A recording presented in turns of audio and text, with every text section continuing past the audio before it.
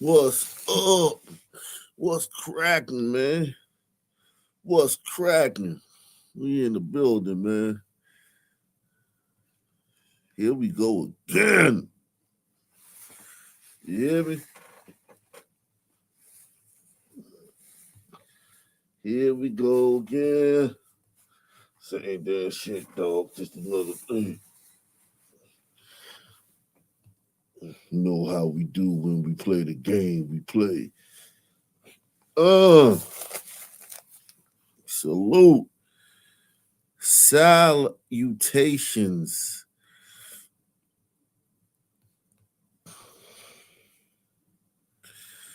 Salute to everybody out there that's watching, wherever you watching at, man. We are in the building.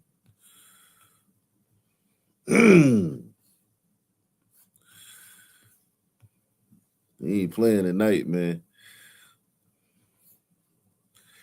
We ain't playing tonight, man. It's cracking, all right? All throughout the country, man. It's cracking all throughout the country, man. It's crizacking. You heard me?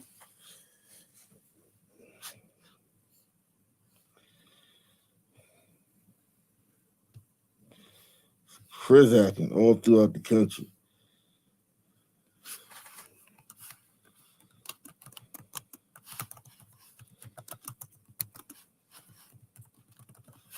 It's cracking all throughout the country, man. Everywhere you look. What's going on, man?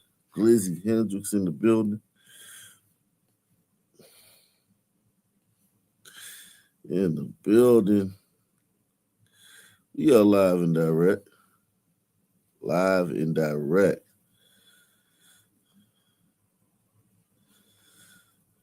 So much going on, man. I tell you, man, it's never a slow day. Thanks to us, man. Thanks to us. You know. Thanks to us, it's never a slow day with the crime, man. Never get a day off, man.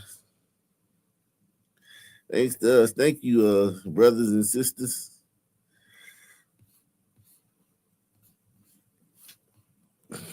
Thank you, brothers and sisters.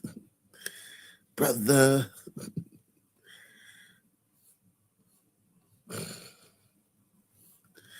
Thank you, brother.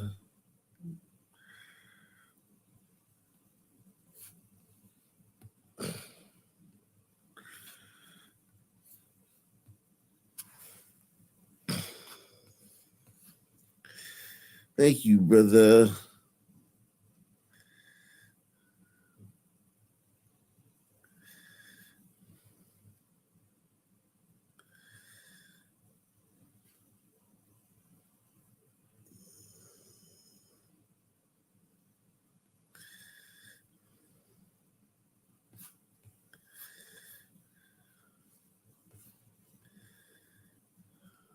Thank you, brother. We in the building, man. Everybody hit that like button. We trying to get 30 people to sponsor the show tonight, man. 30 people to take at least $5. $5 to sponsor tonight's show, man. At least 30, man.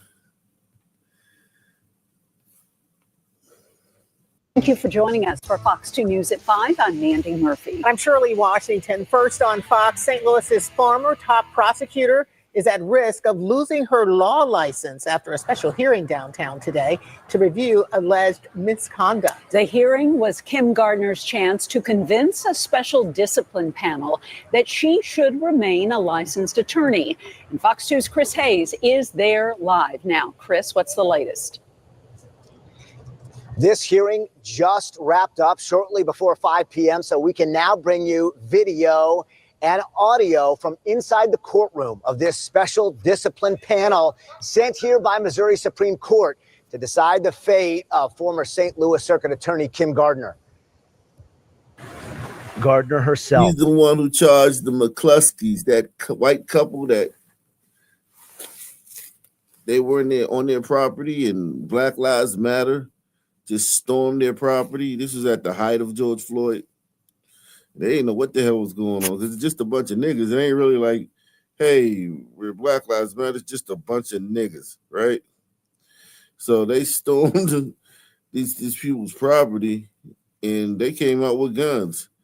Guns were facing to the ground. They didn't point them at anybody. This bitch charged them. And they had to go through fucking years of litigation. Fuck this bitch. Raggedy ass bitch. Ruin people's lives. It's your turn now, bitch. Shout out to Roger Wood, man. It's your turn now, bitch. You fucking bitch. Walked in just before 9 a.m., seen on the left of your screen wearing sunglasses. She's accused of using public money to pay for more than $5,000 worth of fines she was assessed for previous misconduct. In 2022, the Missouri Supreme Court fined her over allegations she did not disclose evidence in her 2018 prosecution of former Missouri Governor Eric Greitens.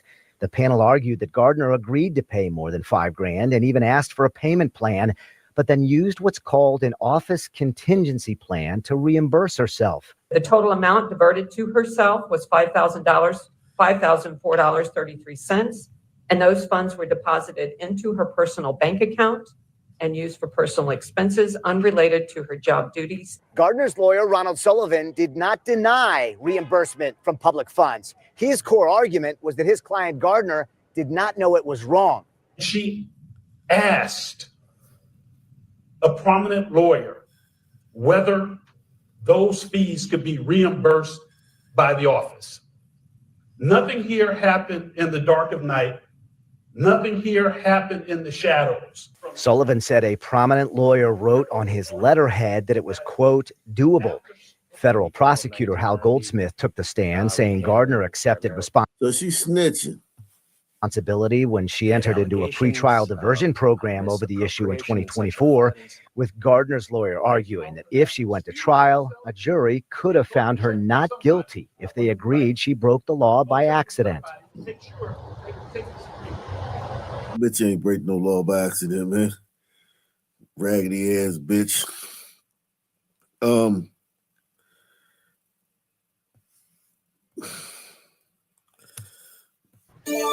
Tonight, 7 News on your side, continuing pressing D.C. leaders if they plan to change any laws to help prevent squatting. Our exclusive reporting getting results. I lived in D.C., man. I told you I was managing a rooming house, my stepfather's rooming house in D.C. The laws in D.C., even not squatting, even if you just a tenant, do you understand? Several people I let have a room for the night. They ended up staying a couple of days. Then that turned into a week. And then they got some mail there. All you have to do is get mail there. All you have to do is like sign up for something, have it sent to the house, a piece of mail, and you're done. You can't get rid of them. Or be there for X amount of days, and you can't get rid of them. And they don't have to pay because it takes so long in housing court. You got to keep going back and going back. It takes like 2 years to get rid of a tenant in D.C. in housing court. D.C.'s all these places, all these Democrat cities are like this, man. They're awful for if you want to rent property, lease property, it's awful. For a Northeast homeowner who now has her home back from that squatter. 7 News Washington, D.C. reporter Felicia Ashley joining us live now with the changes people want to see. That's right. Well, people overwhelmingly expressed their disgust with the situation, as well as the process that it took to stop it.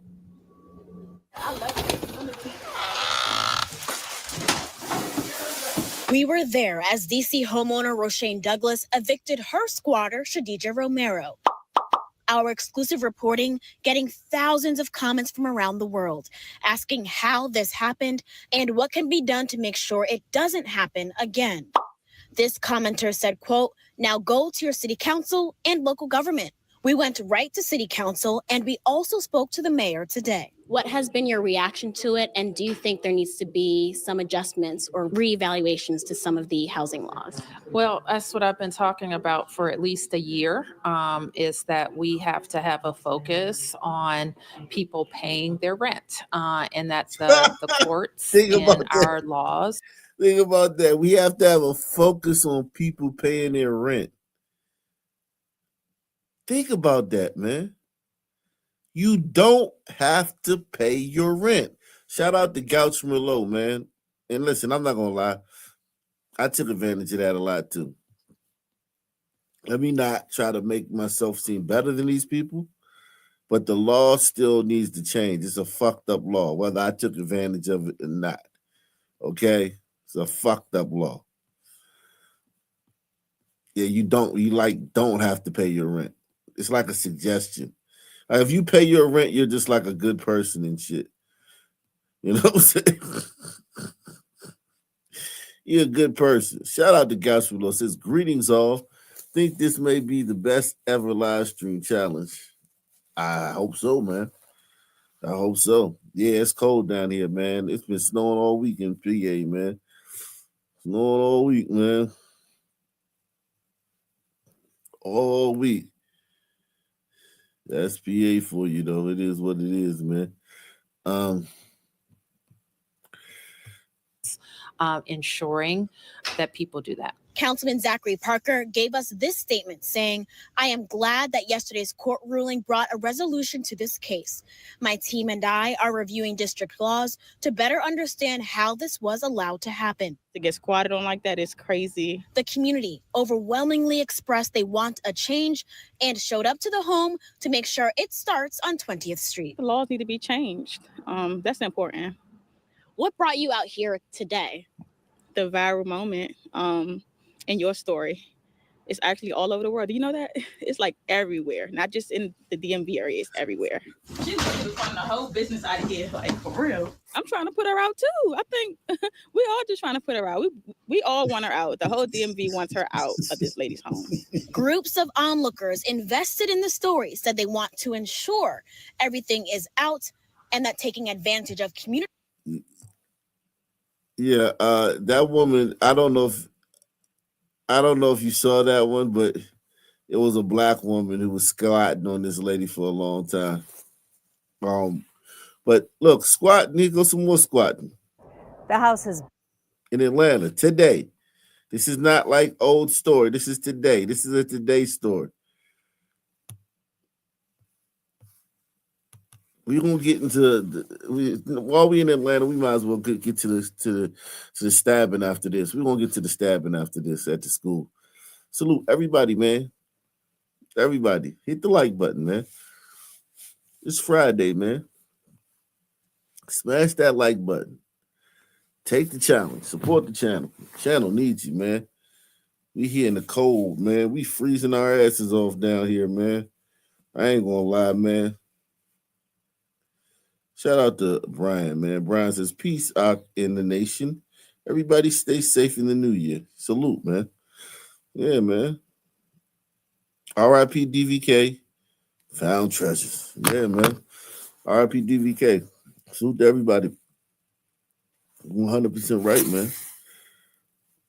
Stay safe in the new year, man. The new year, man. Salute to everybody out there, man.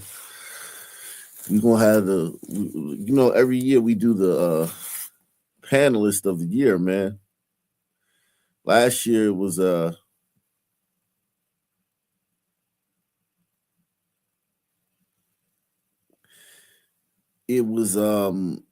Fisherman. And second was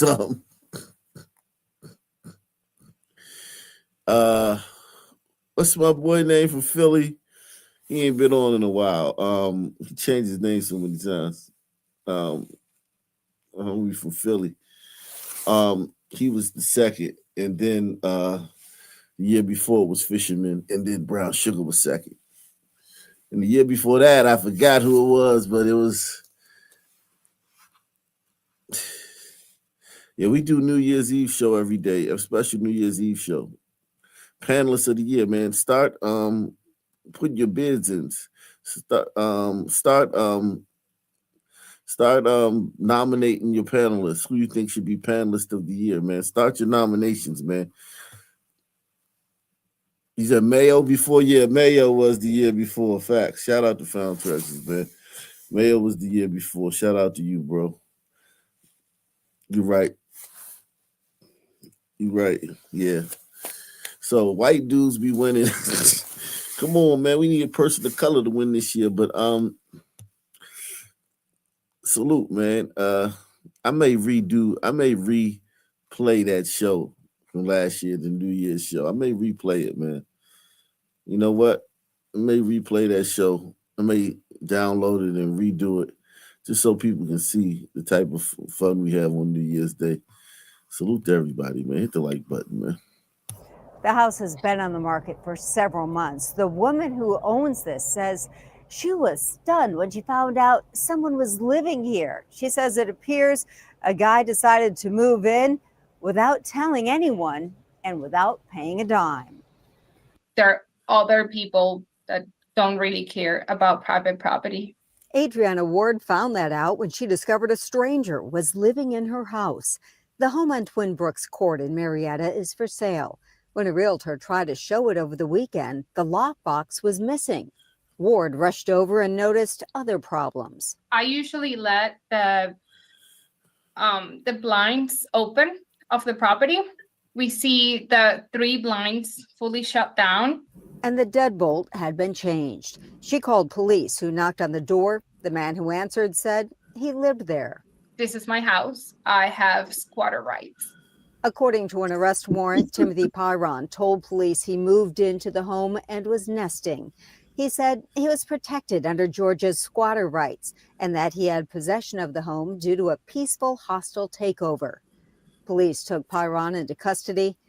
Goddamn Somalian. He looked like a goddamn Somalian. Then Ward got a chance to look inside. Insane amount of smells to incense and marijuana. It was like so. Okay, he might be black. He black. Penetrating that our eyes were red. Insane amount of trash inside of the room. He also had pets. He had these gerbils. Ward believes there needs to be stronger laws to protect homeowners who have unoccupied property. Pyron was not arrested for living in the house. His only charge was criminal damage, because when the deadbolt lock was changed, there was structural damage to the door. I wish this don't happen to anyone else, because it is really traumatic. Ward says she believes the man had been living here for 4 or 5 days. She has since added more cameras. Salute to Barry B. Barry B is in the building.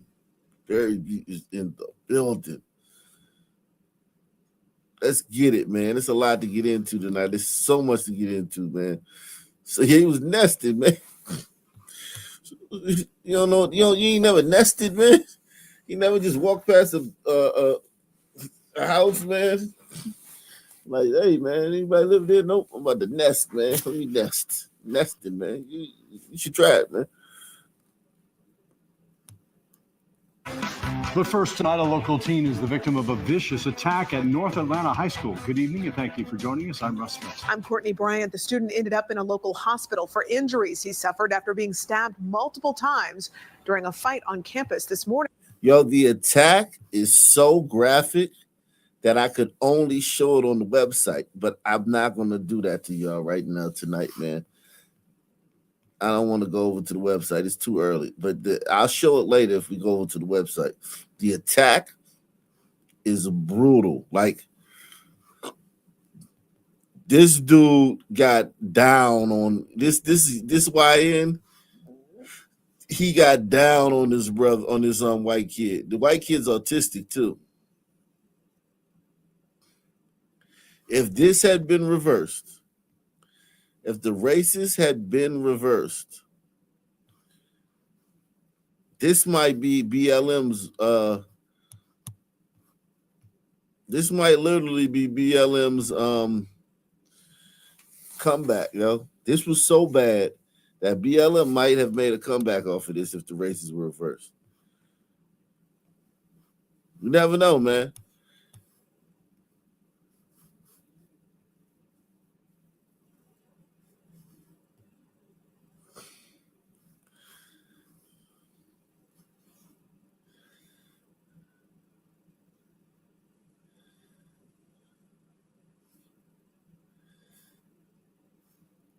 This could have been one of those.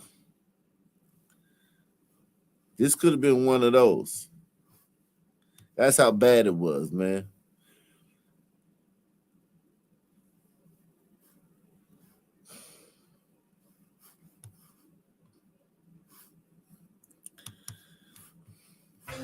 But first tonight, a local teen is the victim of a vicious attack at North Atlanta High School. Good evening and thank you for joining us. I'm Russ Smith. I'm Courtney Bryant. The student ended up in a local hospital for injuries he suffered after being stabbed multiple times during a fight on campus this morning. Fox 5's Deidre Dukes is live at the campus with more on the disturbing incident and reaction. Deidre? Yeah, witnesses here at the school telling us that two male teens started fighting outside the school cafeteria this morning. At one point, one of the teens pulled out a pair of scissors and started. A black teen attacked an autistic kid. They didn't start fighting. That's disgusting to label it as they started fighting. The black kid attacked the white autistic kid, man. Ain't no two kids started fighting. They like to do that too. Random attacks and shit. When it's a black dude, the cops can't even arrest you. The Nazi cops attacked this man. When there's a white dude, you can be a white autistic dude, and it's like, man, y'all was fighting. Damn, it was a fight. You just lost. A black dude come punch you in the back of the head. It was a fight. You just lost, man. Damn, you got your ass whooped, dog. Hey, wait a second, man. He hit me in the back of the head. He unprovoked. Yeah, man. Don't be mad because you lost.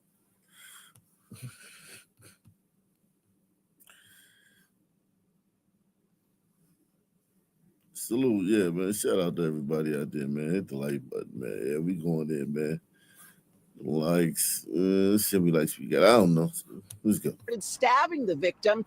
Now, we saw video of the attack. It showed that student being stabbed multiple times. It started off as a fight, and then he grabbed his scissors and started stabbing them. North Atlanta High School put on lockdown Friday morning following a violent stabbing that sent one student to the hospital. My daughter's calling me frantic, scared, saying that they're on shutdown. Fox 5 obtained a copy of a disturbing video being circulated that captured a student stabbing another student multiple times with a pair of scissors during a fight outside the school cafeteria. He grabbed his scissors and started stabbing away, and he didn't try to fight back because he's not an aggressive person at all. So when he was on the floor, he was just he didn't try to fight back at all. Like, he was just sitting there, and everybody was sitting there recording him. Classmate Kamaya Lowe says the victim is a special needs student. I made TikToks with him. I've talked to him. Like, he's a pretty cool person. Nobody has a problem with him because, we take in consideration of his disability, so we don't ever be mean to him. APS released a statement saying, quote, "This was an isolated incident involving only the two students. No other students were involved, and there is no ongoing threat to students or staff. Normal school operations have continued." Prayers to him and his family. This is the second reported scissor attack on campus this year. A student was hospitalized in April after being stabbed during a fight. With metal detectors and other security measures in place on campus, concerned parents ask what more can be done. It's scary. You send your kids to school thinking that they're going to be okay, and something like ban scissors, man. That's what you got to do. You got to ban scissors, man. Another big story out of Atlanta is a homeowner now facing criminal charges. You got to ban scissors. We'll come back to this one. That's a good one, but You obviously have to ban scissors, man. But first, let's keep it a buck, man. Like, you have to ban scissors, man.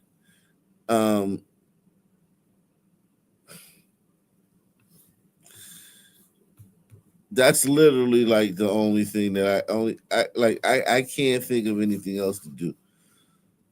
A nationwide scissor ban. You know what I mean? A nationwide scissor ban.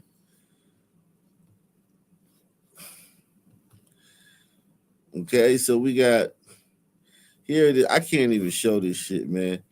Like, this shit's so brutal, man. I'll show you the stills, man. That's the kid, autistic kid on the ground. And then, hold on, let me show you. Yeah, that's the kid just stabbing him over and over again. While he's on the ground.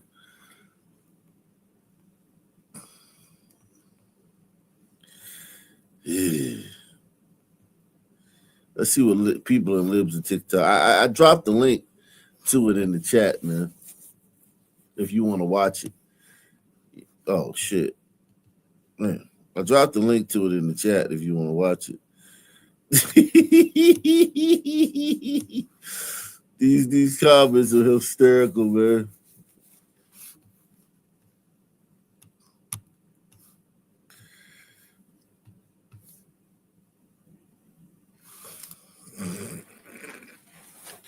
Says, just trying to make it home alive on public transit despite the socioeconomic factors. That is hilarious, man. That's an hilarious. I ain't gonna lie, that's funny.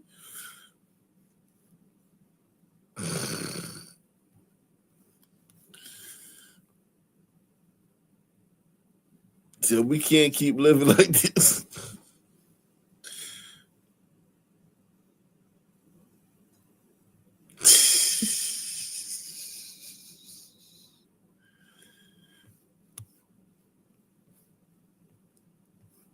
So how do you get through the metal detectors? Take your laptops and electronics out the bag. If you got a hoodie on, take it off. Take it off. How many times you gotta get touched? Sorry, is this your bag? Slide damn. You see this young lady trying to get it on the rack? Stupid ass. Take your laptops and electronics out the bag. If you got a hoodie on, take it off. Take it off. How many times you gotta get touched? Sorry, is this your bag? Slide damn. I guess the metal detector would do something bad to their laptops. All these kids got laptops. They oppressed, man. How they get laptops?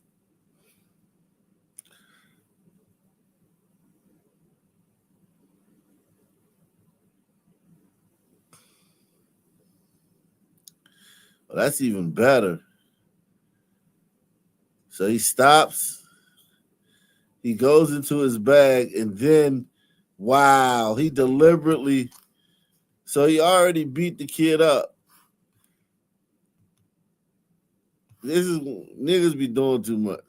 He already beat the kid up. The kid's down on the ground. Like, all right, cool, you win.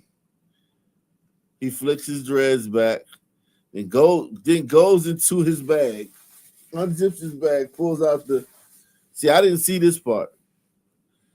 I didn't see this part of the fight, of the fight between the two students. Wow. He went in the bag and then commenced to stabbing the shit out the kid after he just beat his ass. Niggas do too much. And I understand because I'm a son turd too. It's hard to turn off that shit. Once you get going, it's hard to turn it off.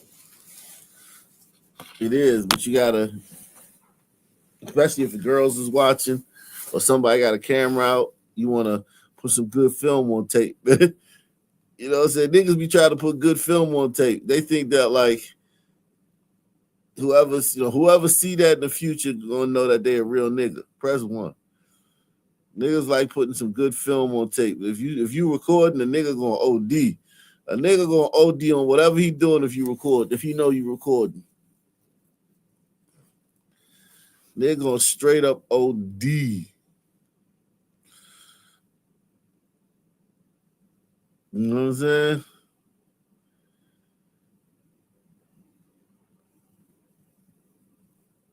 Straight up OD.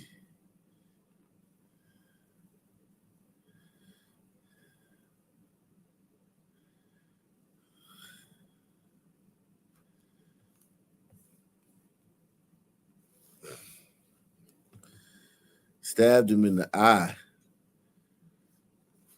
It says if a white student attacked and stabbed a black student like this, it would be George Floyd 2-1. Yeah, definitely. They would burn down half the country. Yeah, this is bad. For what I saw on the grainy version, I'm gonna drop this in the link for y'all.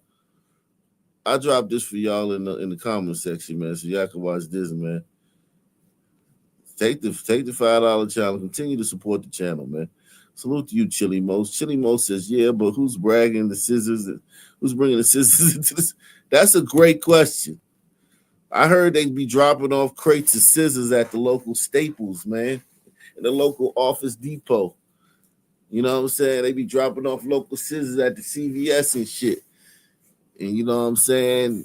They only do that in the CVS and the Staples in the black community, in the Hobby Lobby too, man. Her Hobby Lobby, Michael's. There's a lot of places the white man, the Illuminati, be dropping off scissors in the black community, man. They don't drop them scissors off at the Michael's in the black in the white community. You know what I'm saying?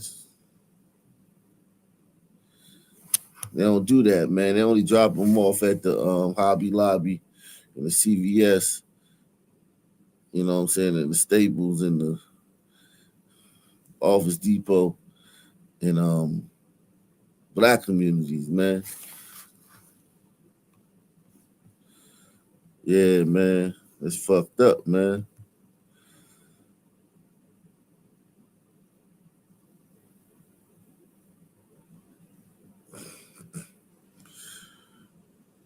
Become racist or die. Jesus Christ. Elon must have been cooking this week, though, man. It says, yes, the student stabbed another student at North Atlanta High School on December 12th, 2025, has been arrested.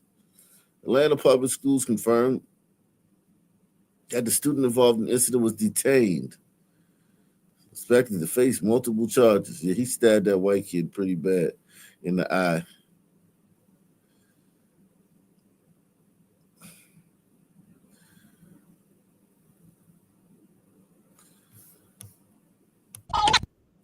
Ow! Bitch, I'm just never your motherfucking life, ho. Get your hands on me. Don't never put your hands on me. On my motherfucking mama, you got me fucked up. Don't you never, ho. Fuck wrong with you. Who believes that white girl put her hand on that black girl? Who believes that? Who believes that white girl put her hands on this black girl? A lot of times, this is, and I'm a nigga too, I will say this, man. Niggas will say some shit on because they know you recording. They'll tell a bunch of lies. While niggas will tell a bunch of lies because they know niggas are very aware of cameras. Put it like this. Let me just say this. Niggas are very aware of cameras. I'm talking about very aware. More aware than everybody else of cameras. Niggas are very aware of cameras. All right? Very aware.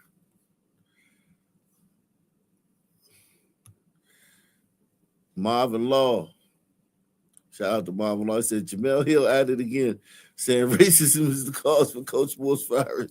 She can't help. I saw that, but I thought it was just a fake quote. I thought it was a fake quote. I saw that and I thought it was a fake quote. I really did. You got to make sure these ain't fake quotes, man. Sometimes these be fake quotes. Yeah, I know that. I know she ain't say that, man. I even give her the benefit of the doubt. Ow! You got me fucked up on this floor. You don't know me like that. Don't put your hands on me, ho. Fuck your mouth, bitch. Bleed out. Die, ho. Fuck one. Ow! Fucked up. You got me fucked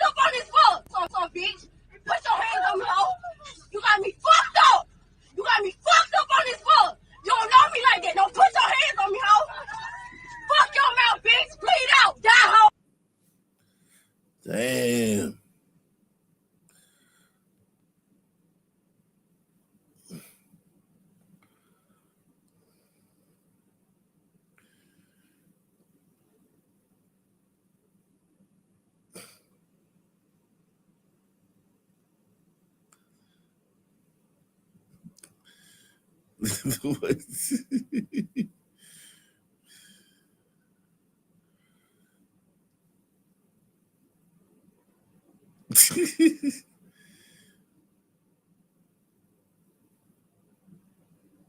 back for some memories.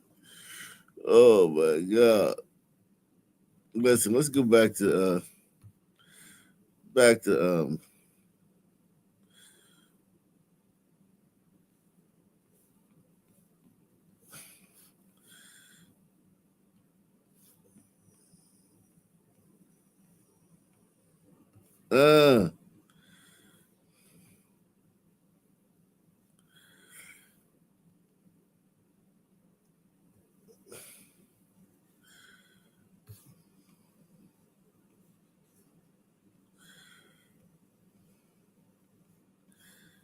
hit the like button, man. We going in. Another big story out of Atlanta is a homeowner now facing criminal charges after police say he shot 2 teens who were stealing packages. Now, medics rushed both those teens to Grady Memorial Hospital. This was yesterday evening, where one remains in critical condition. Our Fox 5's Angelique Proctor just learned of new developments in this case. Walk us through charges now filed in this, Angelique.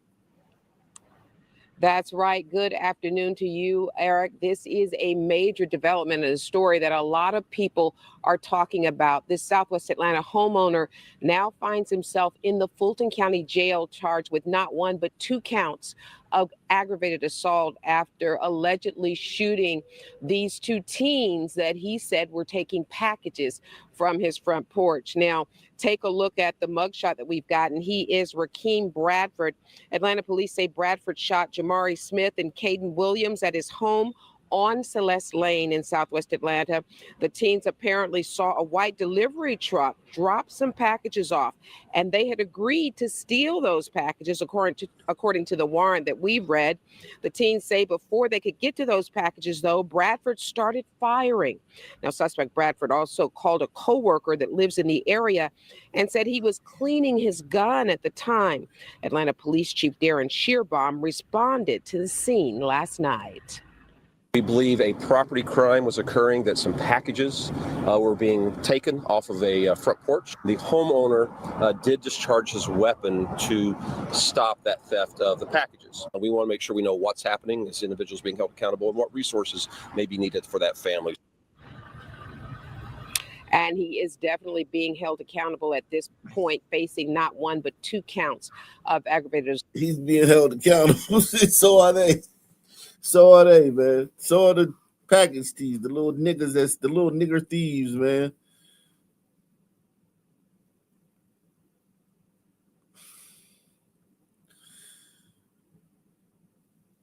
Let's see. We got some white crime, man. Police announced 4 arrests after the murder of a teenager. Investigators believe the shooting happened during a drug deal. Good evening, I'm Steve Eager. And I'm Heather Hayes. Police say the 17-year-old victim died Sunday after being shot at Bailey Lake Park. That's in Burleson. Fox 4 Stephen Dial live with more. Stephen. The Burleson police chief says that no crime is excusable, but admits that multiple families are impacted by this murder. According to the chief, he says that the victim was meeting a group of people here at the park to sell prescription drugs. Late Sunday night, investigators say a lakeside drug deal turned deadly. 17-year-old Keegan Christ and an unnamed passenger agreed to meet a group of other people to sell prescription drugs. Christ was shot and killed. The passenger, another teen, survived his injuries. And there are consequences when you're going to go out here and you're going to be involved in purchasing drugs, or you're going to be involved in selling drugs. Your risks go significantly up, that you are going to be the subject of a press conference in the future. Friday, we spoke to Burleson Police Chief Billy Cordell. The group met at Bailey Lake Park, not far from the police department.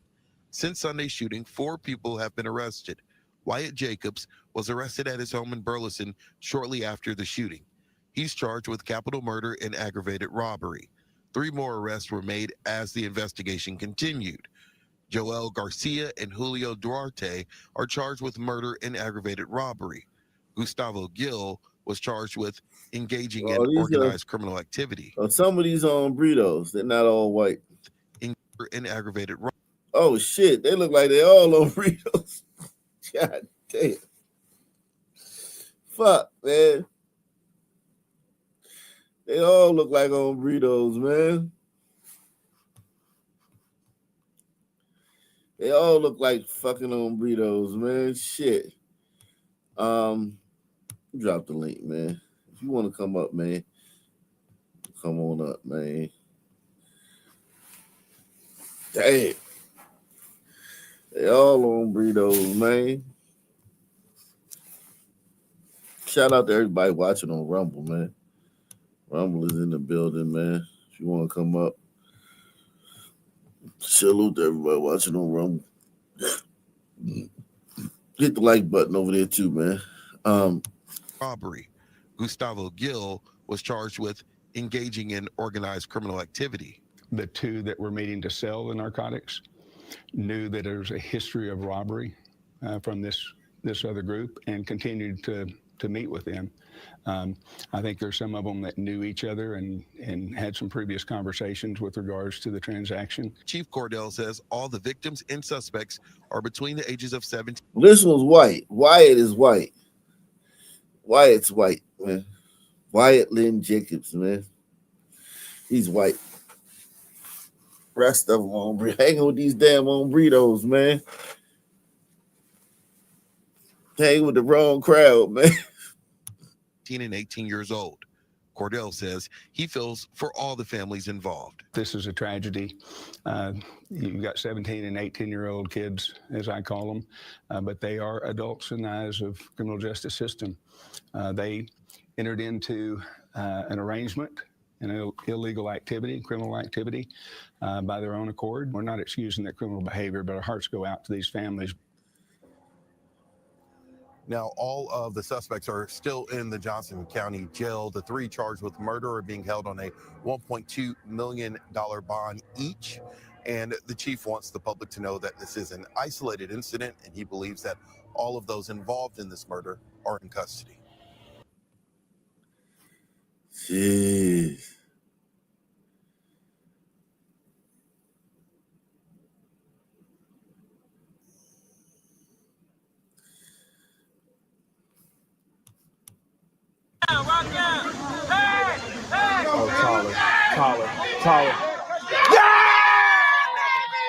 Tyler Tunstall was a star high school athlete and scholar at City College. His family considered him a determined young man. They say he planned to travel the world and to be a millionaire before he turned 25. But in the early evening back in May, gunfire took that promising future away. Tyler's mom, Tina, says she knew immediately something was wrong. The Holy Spirit told me my son was in trouble. But as I was dialing his phone, it felt like my whole insides had fell out because he was like, Ma. And I said, Tyler, I'm coming. Mommy is coming. Mommy is coming. Hold on. Mommy is coming. Tyler was on his way home after making a food run. He pulled his black SUV to the curb on busy Hollands Ferry Road near Lansdowne High School. He put his flashers on. The passenger side window was rolled down. 4 bullets pierced the rolled up driver's side window. 3 struck Tyler. His mom never hung up the call to him. Using a locator app, she quickly found him. And I screamed his name, Tyler! And when I screamed his name, he raised up and he reached for his mommy. He reached. This is fucking sad as shit, yo. God damn. This is sad as shit, yo. She's a great storyteller, man. This woman is a great storyteller. Shit. For me, but the police wouldn't let me come over. My baby was laying right here on his left side. He was laying right here on his left side with polices and EMS people standing around him. They wasn't aiding him. They wasn't helping him. And I ran to touch his back so he could feel me. Tyler was trying to tell me something. He was trying to tell me something. And they didn't want me to hear what he had to say. I want the truth. I want to know who did this. I want to know why didn't they aid him? Why was he laid here to bleed out and die? Why? Why? And thus. Wow. Mom's serious about it, man. Shout out to Mom, man. I mean, listen, I mean, you do get used to seeing police. A lot of police come on the scene and go above and beyond, right? They start giving chest compressions, tying tourniquets. We see that all the time in our stories. That's above and beyond. You know what I mean? All police don't have to do that. I wonder if they do though. I wonder if different agencies have different policies where you have to give assistance or something. I don't know. But FBG Duck, the rapper, they just watched in Chicago. They just watched him flip around. He was flipping around like a fish while he was dying. And they just sat there and watched him. They didn't offer him any assistance. So it's like sometimes the cops come on the scene and they do it. Sometimes they don't. I wonder what. I think we got to fucking dig into that and find out what the policy is. Is that she gonna make his millionaire dreams come true in his absence? God damn it. Jeez. That's rough, man. Fuck. Salute to Deluxe 247, aka Cal Ripken, aka the real MVP, coming through once again. Yeah, man. Salute to everybody, man, out there, man, supporting the channel, man. This mom is fucking. She's awesome. I mean, look, she's a good advocate for her son. Her son, he looked like a good kid. I'm not even gonna lie, man. Just my nigga detectives, man. He looked like he was a good kid, man. All things considered, you know what I mean? My son Dar is telling me that he was probably a good kid. Something. He was trying to tell me something, and they didn't want me to hear what he had to say. I want the truth.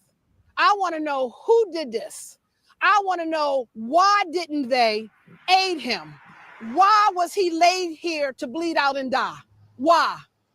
Why? Investigators deny the family's request to review police body cam footage of the scene to determine the level of care. Tina hired a private detective to investigate. This is his vehicle? Michael Brown has a binder with case information that includes diagrams, conversation notes, phone and text records. I think whoever stopped him had the authority to stop him. His traffic pattern was the main lane to go home. He has no reason to be in this lane because this lane ends. He lives about 10 blocks away. Tyler's mom and the private detective she hired believe police have a lot of evidence to work with, but they're frustrated by, in their words, the lack of progress being made. I've discovered that the police say they have no camera evidence. There's a camera there that looks directly at where we're standing, here. There's 3 other cameras that would capture any cars going through this intersection. So if he came down this road, they should know who was behind him or in front of him, and this camera should have caught the shooting, and this camera should have caught the shooting. Police returned the car to Tyler's mom in 2 days. She found a bullet slug in it and had it analyzed. They didn't search the car properly, and inside the car there was a 1 bullet that we later had analyzed. It's a 9mm. The gun yet is not clear, but they swear they have casings. The family's request to review the autopsy report has been denied. I believe I could learn the angle of the shot. They say it came up. The window damage shows that the bullet came right through the window. Tyler, a barber, made an inspirational video that reflects his strong religious beliefs. I'm thankful for God showing me the path to success and always having my back. Tyler's mom says she forgives whoever's responsible. Tyler would want me to forgive, but it's not saying I don't want justice, because I do. Baltimore County Police responded to our inquiry detailing the family's concerns, saying the investigation is ongoing and anyone with information is urged to call police. In Halethorpe, David Collins, WBAL TV 11 News. That's crazy, man. Salute to that mom, man. Let's get back to this package, Steve. Atlanta police and the DA's office still working to determine if a homeowner will be charged after shooting 2 juveniles accused of stealing packages off of his porch. The shooting happened in southwest Atlanta around 3:30, just down the street from Mays High School on Celeste Lane at the Villages of Cascade Townhome community. 11 Alive's Cody Alcorn live outside of APD headquarters where this homeowner is still being questioned. Cody. That's right, Ron and Jennifer. Of course, his interview will be crucial, along with evidence found at that scene to determine if any charges will be filed in this case. Now, this was the scene at that townhome community this afternoon.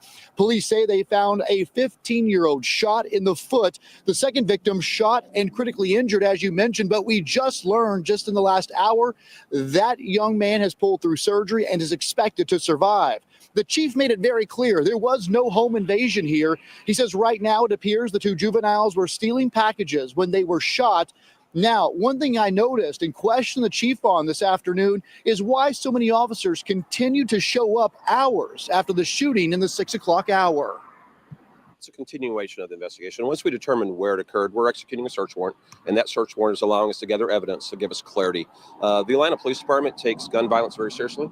It's been the charge of Mayor Dickens to address gun violence in our city. That's why you see a robust response. But anytime a child is injured in our city, we really take that seriously. We want to make sure we know what's happening as individuals being held accountable. This case, no doubt, will gain a lot of attention. It already has online. Many will debate if this homeowner had the right to shoot these 2 juveniles. Now, earlier this evening, I spoke to a criminal defense attorney from right here in Atlanta. He's been practicing law in Georgia for more than 20 years. Ron and Jennifer, he says this boils down to those few seconds when this homeowner decided to grab his gun and then open fire. Were these 2 young men on the doorstep acting in a violent or threatening manner, or were they running away? What juncture did the homeowner decide to discharge their personal weapon using deadly force, and were they justified? That's going to depend on the facts at that exact moment. Was he realistically and reasonably under an apparent threat? Everybody in Georgia has the right to protect themselves and their property, and that includes using deadly force. But there has to be a justification for it. As of this hour, police have not announced any charges. Live in downtown Atlanta, Cody Alcorn, 11 Alive News. It's going to be. He's been detained though, so they're thinking about the charges. They're like they're looking for something to charge him with. They're investigating it. It's called an investigation. These are investigations. A lot of people don't understand that. They're investigating it. They have to interview the kids. They have to interview him. Any witnesses? I hope they let him off, man. I hope the guy gets off, man. He did a community service, man. Shoot them little niggers, man. I mean, niggas. Shoot them little niggas. Well, now to our big story tonight at 9. Shop with a cop or shoplift with a cop. Okay, story of the evening. Hartford police say a known thief, perhaps unknowingly, walked into a Walmart filled with officers. Stephanie Court joins us with what happened next. Yeah, well, Hartford police called it a tale of Yuletide timing and a truly unfortunate decision. What is that? Guys, what is that? Is that a man or a woman? Is that a man or a woman, guys? What's the verdict, man? What do you guys think, man? Hey, man, they doing this dirty, man. That dude, man. That's a dude. All right, let's see, man. Making in their post on Facebook, they say a woman committed felony level retail theft, then came back when the store was, quote, basically a satellite police station. It gives these kids something to open on Christmas morning. It's a holiday event Hartford police look forward to every year. We take them shopping, and it's really a nice event for everybody. But the town's chief says during this year's Shop with a Cop event, things took an unexpected turn. Fortunately, there are a number of officers. Saturday morning at Walmart, as police were giving back, investigators say 24-year-old Sophia Malik entered the store on a mission to steal. My felony retail theft just entered Walmart. Just 3 days before the event, prosecutors say Malik stole more than $600 worth of items from the same Walmart location. But this time, when she returned, That's her. police not only knew who she was, She's walking back towards the toys from the paint. She's wearing black coats. they knew they could stop her. We're walking right next to her. She's putting stuff in her car. A criminal complaint says when an officer confronted her in the store, she had more than $200 worth of items in her cart and told them she was, quote, just trying to get gifts for her kids. Eventually, it says she admitted to stealing and told detectives, quote, she would have shoplifted again, but changed her mind because of the amount of police in the store. It's sad that somebody feels the need that they have to go out and do this in the first place. Prosecutors say officers discovered roughly $900 worth of stolen toys in her car. She now faces a felony charge of retail theft. But police say the turn of events didn't take away from its main purpose. These officers, everybody worked together. Malik made her first appearance in court. I don't know. I'm not sure, man. Because they'll tell you it's a girl because they woke. They'll just call her a she. Keep calling her a she because they woke. Them saying she means nothing.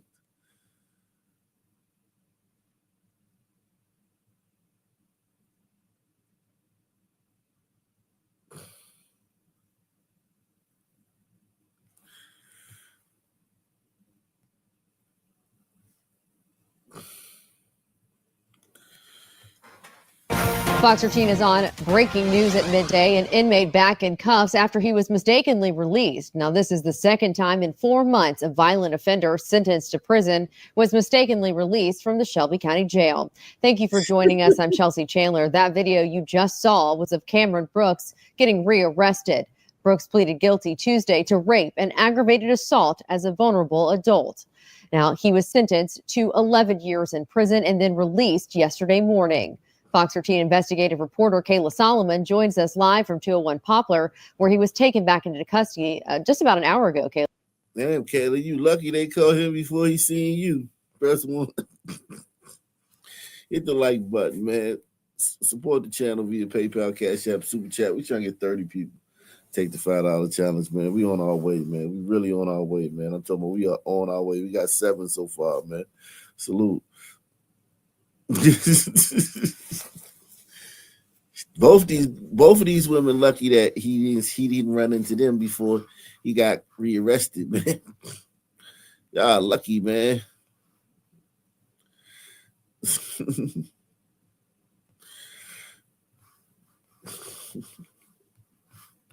Hello?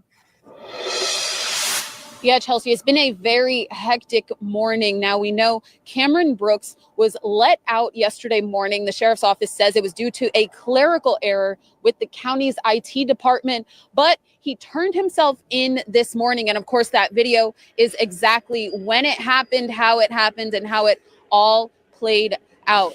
Now, as you mentioned, Brooks took a plea deal on Tuesday, and less than 24 hours later, he was released by what is called that clerical error, and it was a mistaken release on his part.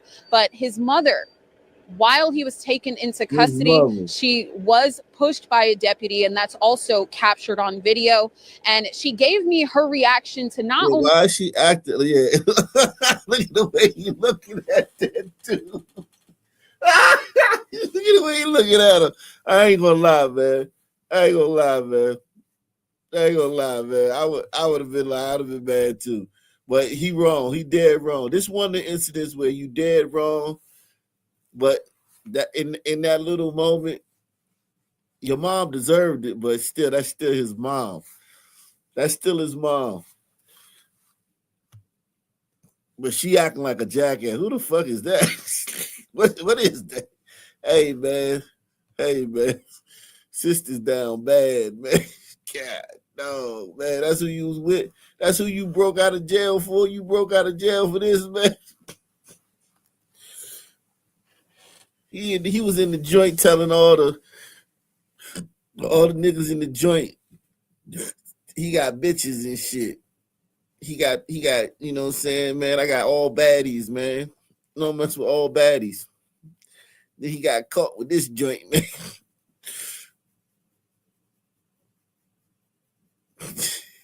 On national TV, man.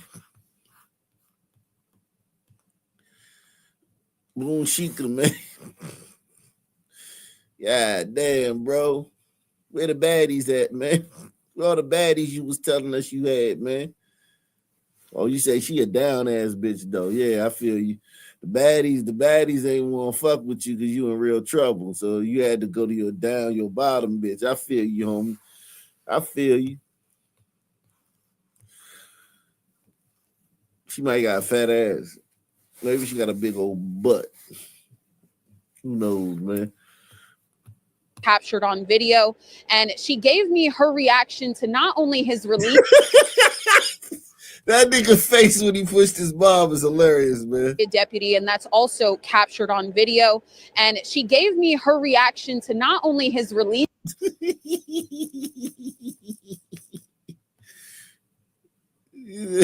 the fuck? That nigga power slammed his mom.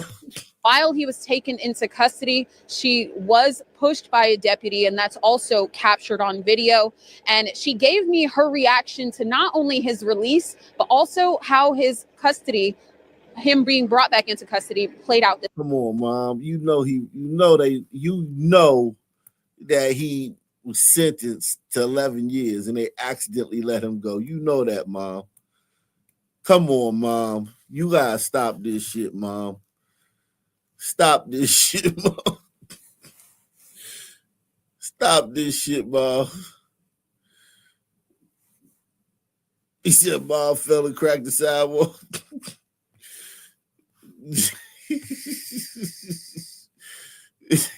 Mom probably stumbled and busted, went through a wall and shit. They probably thought it was the Kool-Aid man on the other side. He pushed Mom through the wall.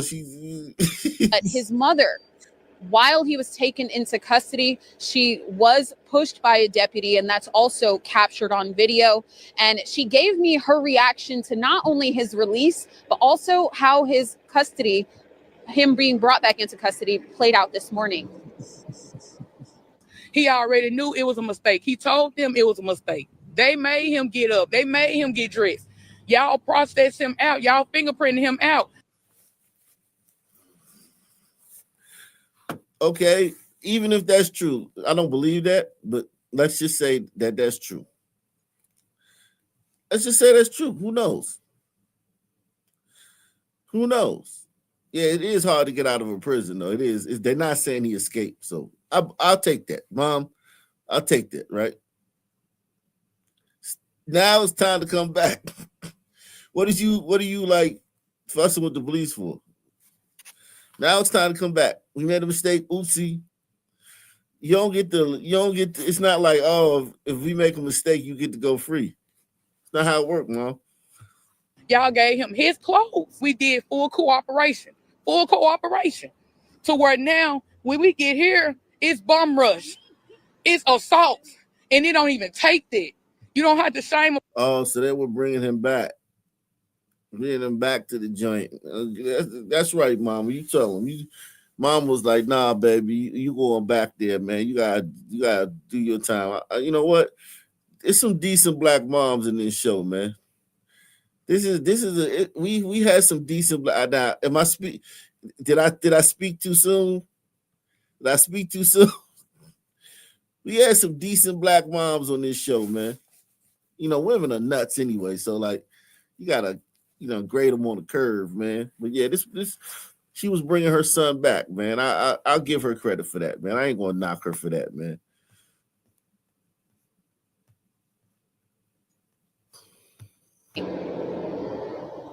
He already knew it was a mistake. He told them it was a mistake. They made him get up. They made him get dressed. Y'all processed him out. Y'all fingerprinted him out. Y'all gave him his clothes. We did full cooperation. To where now, when we get here, it's bum rush. It's assault. And it don't even take that. You don't have to shame a person. He ain't did nothing wrong. He came here willingly, and they slammed him. Man, he raped somebody. You said he ain't do, man. He raped somebody, man. What did he do? What did he do again, man? An inmate back in cuffs after he was mistakenly released. Now, this is the second time in 4 months a violent offender sentenced to prison was mistakenly released from the Shelby County Jail. Thank you for joining us. I'm Chelsea Chandler. That video you just saw was of Cameron Brooks getting rearrested. Brooks pleaded guilty Tuesday to rape and aggravated assault as a vulnerable adult. Okay, as a vulnerable adult, I don't know what the fuck that means, but rape and aggravated assault as a vulnerable adult. Willingly, and they slammed him like that. And of course, now he is back into custody a little over 24 hours before he was released. But today, the goal is to get more answers from the sheriff's office. So I've already put out some emails and phone calls to both the sheriff's office as well as Mayor Harris's office, since the sheriff's office put the blame on the IT department for the county. And we're also digging deeper into exactly how this could have happened for the second time in 4 months. I'll have those answers coming up tonight on Fox 13 News at 5 and 6. Chelsea? Tonight, video showing thieves caught on camera live as they tried to break into a storage unit in Shoreline. Thanks to a detailed play-by-play description of the crime and the quick actions of King County Sheriff's deputies assigned to Shoreline PD, both suspects were caught as they tried to escape. I believe there's a theft in process on the first floor on the door that faces Aurora. You can see people in there. They are fully masked like ninja. As two suspects tried to drill their way into a unit, the manager of West Coast Storage on Aurora Avenue North told the 911 operator that he was watching a burglary in progress. How many people do you see? Two. They were trying to break into the unit to steal electronics and firearms. It looks like to me they're trying to drill the lock. They don't know what they're doing. Okay. The suspects were still inside when Shoreline police got there, but when they spotted the police car, the surveillance camera shows them quickly racing outside. Hey, someone go around back. Someone go around back. Someone go around back. Go around back. Go around back. Take it off for the wet. Female. Black hoodie. Black hoodie. Yeah, they went over the fence into the U-Haul. Stop! You're under arrest. Police, stop! Damn, 2-1. They're hopping fences. They're running. That'd be southbound back towards that main street. 03, go ahead, you go.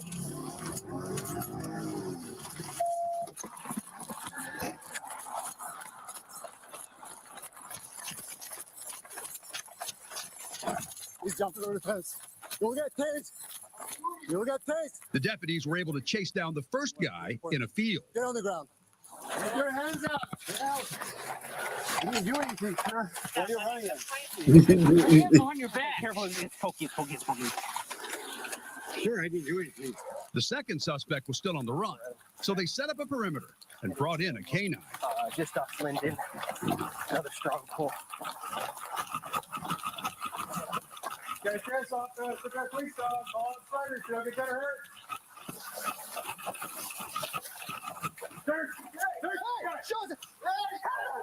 Contact at that house. Shut your hand, put it in your hands. The suspect smartly surrendered. Come on in custody. Even after all of that, listen to how polite the deputy is to a very thirsty suspect. Not the hose bit, but the fire, I think, has some water we can get for you just a little bit, okay? Deputies found their backpack, and look what was inside. Tools including drills, a bolt cutter, and a headlamp. They booked James Phillips and Christopher Rust into the King County Jail. Prosecutors charged them with burglary in the second degree, possession of burglary tools, and obstructing a law enforcement officer. Both suspects pleaded not guilty. Judge Tanya Thorpe set bail for both men at $10,000. What the fuck is this? This is a weird looking fucking guy. He got some shit in him. He got some different kind of shit in him. That motherfucker ain't purely white. That's not a pure white man, man. I don't know what the fuck he is, but he's something. He's not white, purely. He's not pure white. He got white blood, but he's not pure white. Not pure, man. You tainted. Native, yeah, I can see the ears, man. Yeah, those big ass ears, man. Those native ears. Yeah, he probably is native. What's his name? His name is Robs with Drills. Robs with Drills. Breaks in storage containers. Come here. I want to introduce you to this young lady. I think you'll like her. Her name's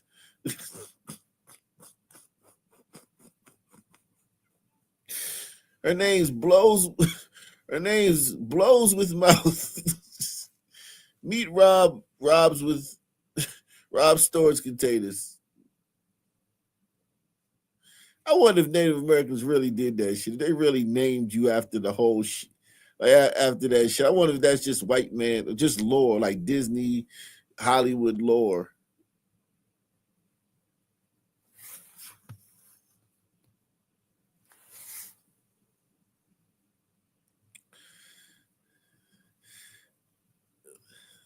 You know what I'm saying? Like, that shit crazy. I wonder if they really did that shit.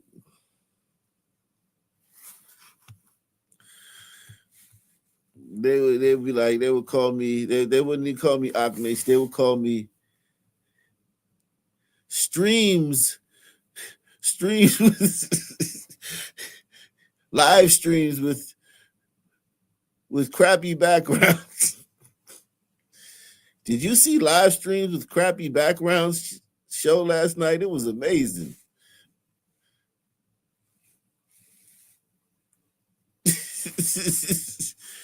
That's my favorite YouTuber, man.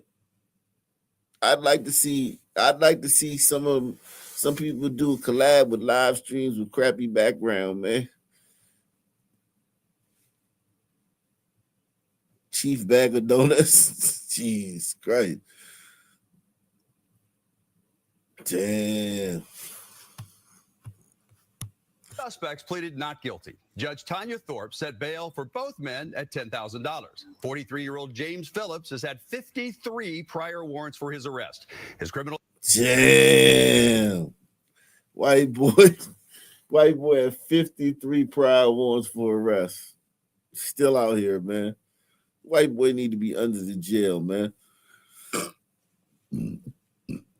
Damn, this dude he a career criminal, man. History includes convictions for multiple thefts and assaults. He was released from jail on November 22nd, 2 days after his arrest. 51-year-old Christopher Rust has had 21 warrants for his arrest and has convictions for unlawful possession of a firearm, residential burglary, car theft, identity theft, and possession of stolen property. He was released on December 2nd.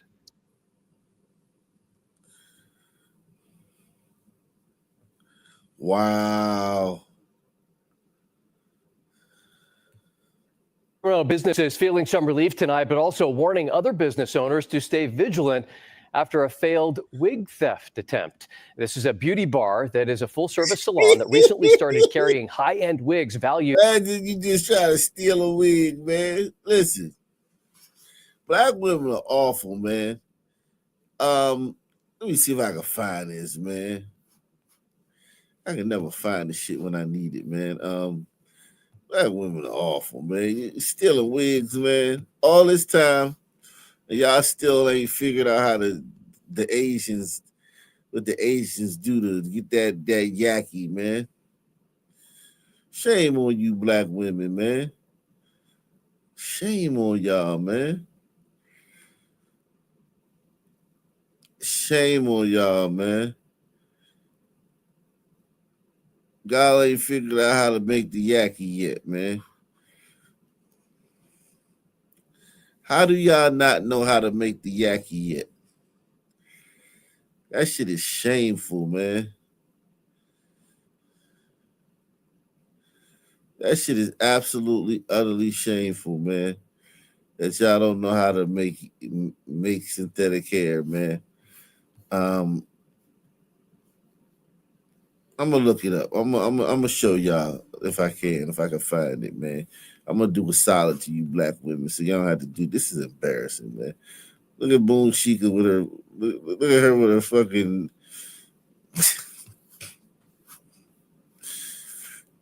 Black hair is we got the best hair, man. It's a damn shame that they hate our hair. We got the best hair. We can straighten that shit to look like y'all's. Or we could grow dreads, or we could get nappy. We got the best hair, man. For real, man.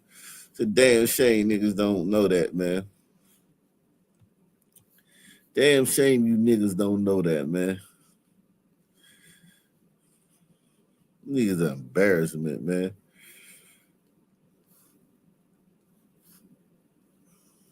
I really dislike niggas.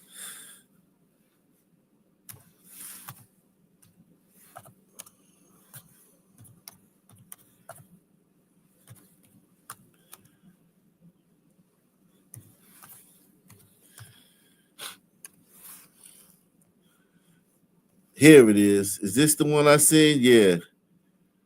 This is the one I seen. Let me show you how they make synthetic. Let me show you all these fucking tigers do to make synthetic hair.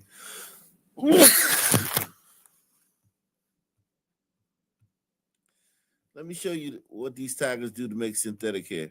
I bet you've never seen this before. This is how hair extensions are made, and you're not gonna believe the process. So he first gets a bunch of this material, which can be anything like PVC, silk, or acrylic. After filling up a tray full of this material, he's gonna cook this in the oven until the material is nearly melted, but not fully. Because after he takes out the tray, it should look something like this. He then takes a thick brush and creates strands by extending it up. Then starts to weave, and this part can take several minutes. Keep in mind this is artificial and not made from real hair, but the final product looks very realistic.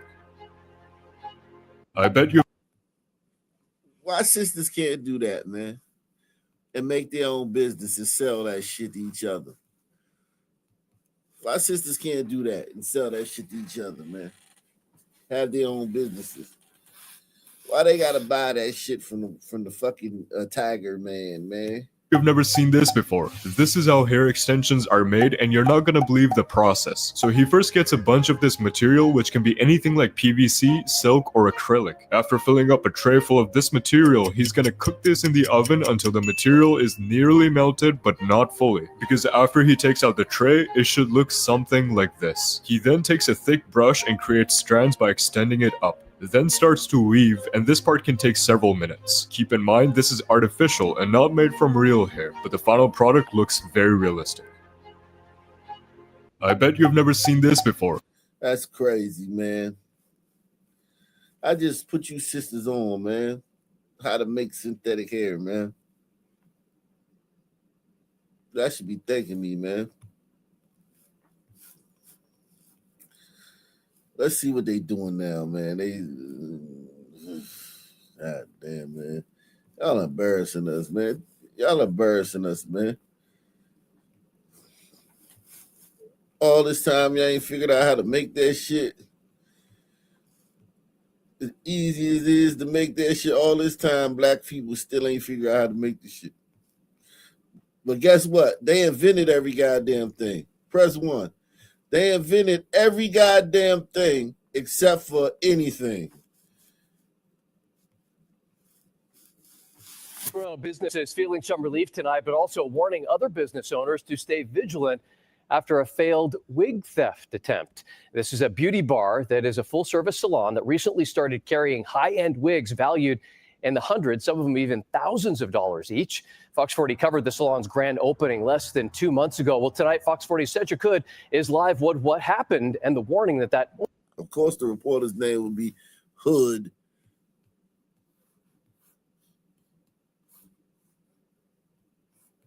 Thousands of dollars each. Fox 40 covered the salon's grand opening less than 2 months ago. Well, tonight, Fox 40 Said You Could is live what happened and the warning that owner tonight, Cedric, is now sharing. Yeah, that's right, Eric. Many businesses know that during the holiday season, it's time to be vigilant. Oh, shit, man. Oh, shit. Fuck.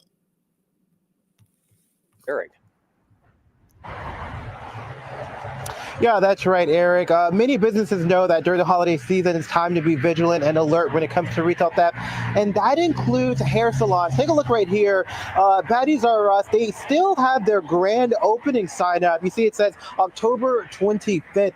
Now, for the owner, she says she never expected to face anything like this. Just really?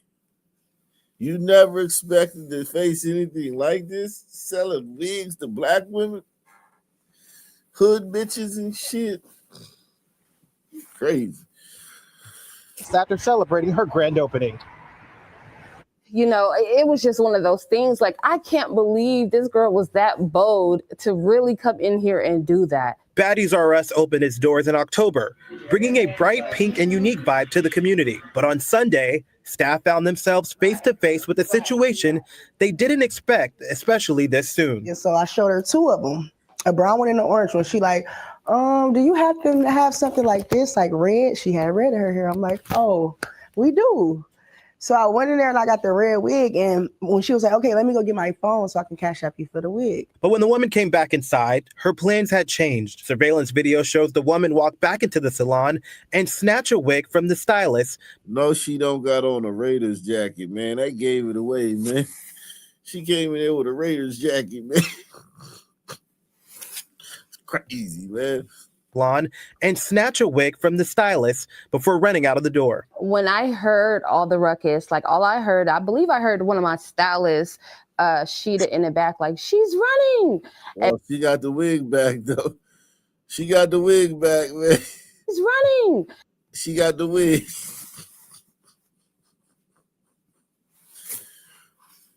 All that, you ain't even get the damn wig. See, they did that wrong. He was supposed to be like double parked or some shit. And then I hear the door just slam open, and I knew that's when she took off running. I understand, you know, wigs are, especially our wigs, because they're so high quality. You know, they're way to plug the business, man. That was smart, man. She plugged her shit, man. I understand, you know, wigs are, especially our wigs, because they're so high quality. You know, they're not cheap. However, you know, her life and her safety is much more important. After a short chase in the parking lot, the business got the wig back and something else. When she ran, she dropped her phone, so we know who she is. The stolen wig is valued at nearly $600. Under California law, that amount is typically a misdemeanor, but could be charged as a felony. $600, that's a misdemeanor. Shit. If the suspect has prior theft convictions under Prop 36. The salon filed a police report with the Sacramento Police Department and turned the phone over to investigators. I just definitely hope that young lady learned her lesson, and I hope this is also a message to the community that Baddies R Us is not to be played with. Washington says she's sharing her story as a warning, especially with Christmas around the corner. I just hope this doesn't happen again, because we are, you know, prepared, and it's another message to, you know, other business owners. The holidays are coming up. Be prepared, you know, be vigilant, and, you know, make sure that you have a plan with your staff, and, you know, just be ready, and, you know, for whatever. Like I said, this is my community where I grew up, and it happened to me, so it could happen to anybody. Sierra Washington tells me she plans to pursue charges and go the full extent of the law. Now, the video of the incident she posted on social media has garnered more than 700,000 views. And it's not, and Sacramento Police Department hasn't said whether or not this suspect has come forward, but they do ask the community if anyone has any information to contact them. In Sacramento. It's unbelievable. Biggie Smalls is the illest. It's unbelievable.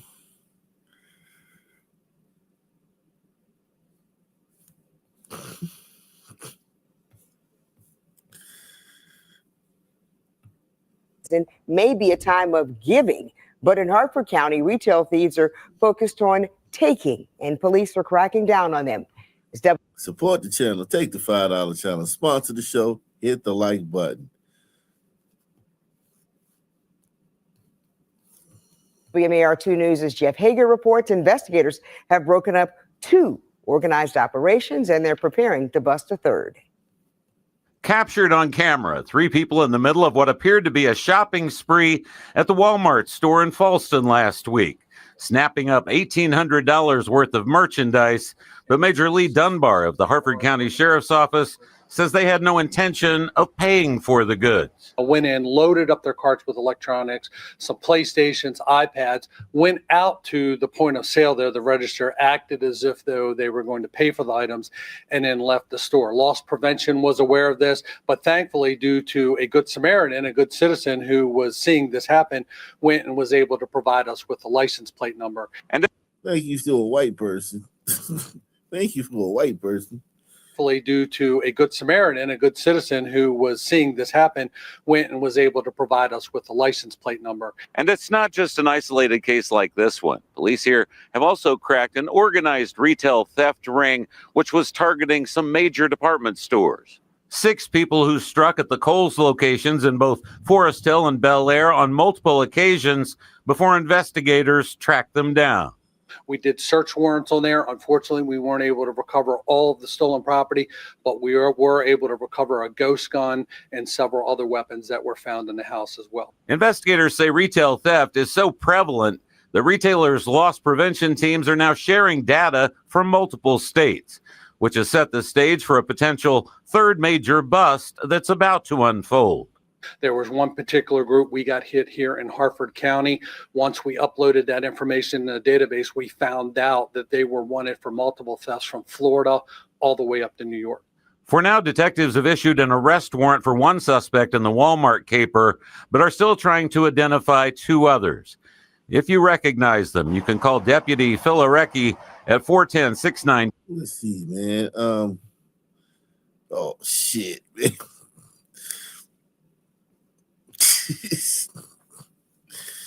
God damn it.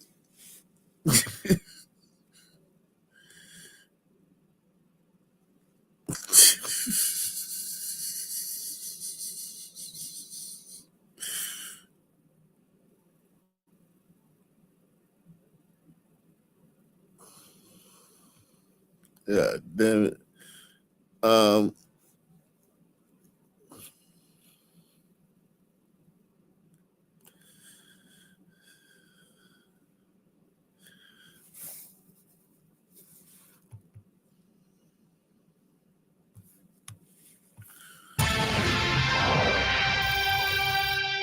A Howard County teenager now faces robbery charges after an attack inside the mall in Columbia. Fox 45's Vincent Hill looks into the case and other. Columbia is really nice. It was before niggas started going out there. Columbia is very nice. I'm talking about like nice suburb of it's kind of like a suburb of both Washington and Baltimore, but more of Baltimore. Niggas are ruining that place, unfortunately. A recent crime to plague the popular shopping center. Well, it was in this parking lot behind me that 2 females were approached by a masked man who they say robbed them. Just the latest crime sparking concern around the mall. At the Mall of Columbia, just after 5 o'clock Sunday afternoon, 2 females coming face to face with danger. For a male in a ski mask carrying a skateboard. Robbed of the shoes they were wearing and the shoes they had just purchased. It's crazy out here, so you got to be safe at all times. Cornelius reacting to the news of the robbery. You know, people are looking to grab and go, so that's something you got to keep in mind. Howard County Police tracked that suspect, 19-year-old Isaiah Battle, after they say he then started a fight at the food court inside the mall, charging him with robbery and assault.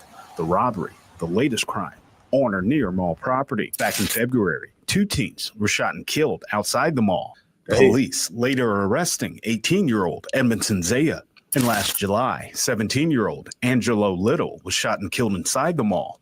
After a months-long search, police arresting 18-year-old William Marshall III for that shooting. Princess, who works inside the mall, surprised by the recent robbery. That's crazy. Damn, yo. Niggas give a ball about. This is a nice area, man. This is a nice area, though. It's not like that. Niggas just, the mall, I guess the mall attracts niggas from Baltimore and DC, I guess. I don't know, but It's a nice area. It shouldn't have been 3 homicides at the mall in the last year. 3 homicides at the mall in the last year. God damn. Niggas fuck up your reputation. Press 1. Niggas talk a lot about, complain a lot about people, but they will fuck up your reputation quick. Like if you got any type of establishment, they will fuck your shit up, man. Yeah. Did you know? Let's go to the mall in Columbia. Oh yeah, that's real nice. They got Nordstrom and shit, and fucking K Jewelers and shit, and all types of high-end stores.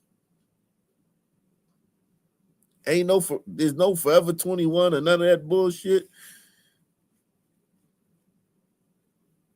Let's go there, sure. But just to warn you, there have been 3 people killed there in the last year. What? Yeah. What the fuck? The fuck? What the fuck?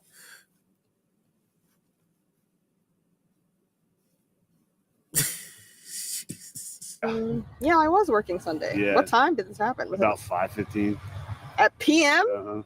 That's crazy. I didn't know that. Back in April, in response to those shootings and other crimes, Howard County Police and the Howard County Executive, Calvin Ball, creating a new unit focusing on extra patrols around the mall with the substation inside the mall. But Prentice says it's not enough to cover everything. On that end of the mall, maybe. Because most of the security is focused over by this bus area. Meanwhile, with shoppers expected to crowd the mall in the coming days, concern of what could happen next. If something goes off, how are you going to get out pretty quick? It's really unfortunate that we have to think this way and live this way, but it is our reality. Meanwhile, battles being held without bond on robbery, theft, and assault charges. He's due back in court next month. At the Mall of Columbia, Vincent Hill. At least he didn't kill anybody. Fox 45 News. Hi, I'm Maxine Stryker. Thanks for watching. Don't forget to like this video and subscribe to our channel, and check out Fox Baltimore on social media to find more stories like that. Jeez. Fucking A, man.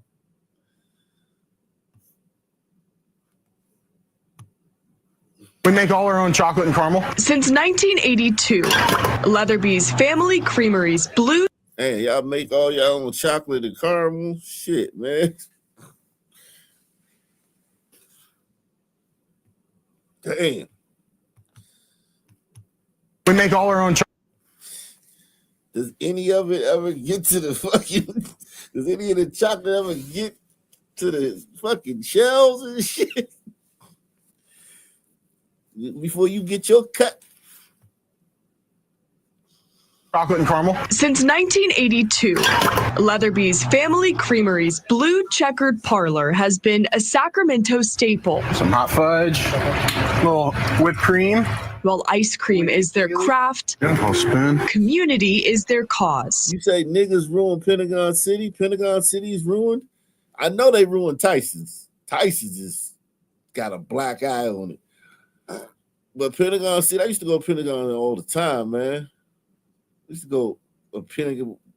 Now it's called like the mall at Pentagon, some shit like that. Yeah, I used to go to Pentagon all the time, man. It wasn't, niggas wasn't really on the Pentagon like that. Niggas fucked up PG Plaza. There used to be a security guard at Beltway Plaza in Greenbelt. But niggas ain't really fucked Beltway Plaza up like that. That was just a crappy mall anyway, but niggas ain't really fucked that joint up like that. I will admit, they ain't fucking up too bad. But PG Plaza is cool too, but you have stuff that happens there. But yeah, I'd hate to think that they've gone out VA. VA don't play, man. VA don't play, man. Of all the shit I ever did in my life, that's the only place that gave me a fucking jail time and shit. VA don't play, man. Some young boys better be careful, man. But yeah, anyway, man. Some hot fudge, a little whipped cream. While ice cream is their craft, A little spoon. community is their cause. We want people to come here, feel special, get away from life, enjoy quality ice cream, have a fun time with their family and friends. Owner Jacob Leatherby says that's part of the reason it was so frustrating to hear they were robbed on Wednesday night. Hold it out this way, yanked on it. While they were open and serving customers. It's hard to see somebody come in and just steal right from you. Surveillance video shows someone ripping the cash register out from behind the counter and taking off with it. They didn't get that much money, but they caused more damage in equipment by ripping the wires. Damn, yo, that was bold, man. That was bold. They were open. Shit. That was bold. That motherfucker killed somebody. What's up, Wiki? What's happening, man? Yo, What's mic cracking? check, mic check. What's cracking? What's up, bro? How are you? Everything cool, man. This motherfucker right here killed somebody. If he that bold to do that shit, he potentially would kill somebody, right? I didn't see. I just got in from the wife. Okay. All right. This motherfucker bold. Somebody come in and just steal right from you. Surveillance video shows someone ripping the cash register out from behind the counter and taking off with it. They didn't get that much money, but they caused more damage in equipment by ripping the wires out of the wall. Sacramento County Sheriff's Office detectives are investigating. A spokesman says crimes like this are rare. But there were a few similar cases in the Arden Arcade area this summer. Juveniles were arrested then. Now, authorities believe it's different people. For the person out there, we forgive them. No hard. God damn it, man. You don't have to say that. Like, my thing about that, man, about the forgiveness thing, it's not required. Like, it's annoying at this point. Like, you don't have to say that. You don't have to include that. Like, are these reporters asking, do you forgive? Like, I mean, like, what the fuck are you saying that for? It's just like, you don't have to forgive them.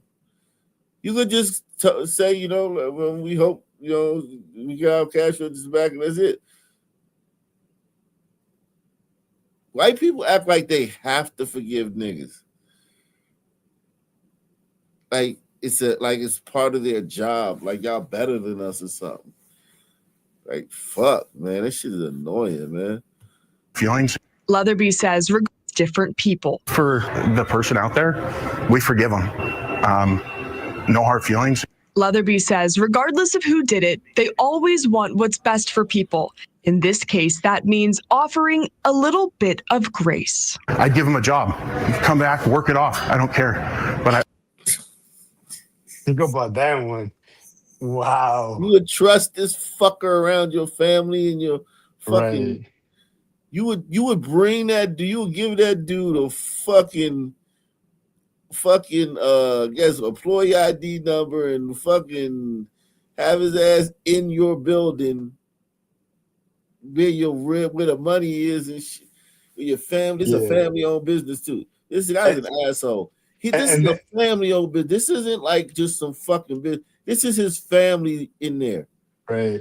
And then when that song word violently victimizes his family, he'll forgive him again. Yep. Forgive him again and shit. Fucking idiot. You fucking fat ass moron. Fucking idiot. This guy's a fucking moron, yo. Like, no joke, oh man. This guy's he's an asshole. He's an asshole. Yeah. You're an asshole, dude. Yeah, I mean, look, back in the Viking days, he was the guy cleaning the horse shit. He was not dead. raiding You shit. wouldn't have survived. You ain't gonna survive in the olden days with that type of mentality. It was too rugged back in the day, man. He wouldn't have survived, man.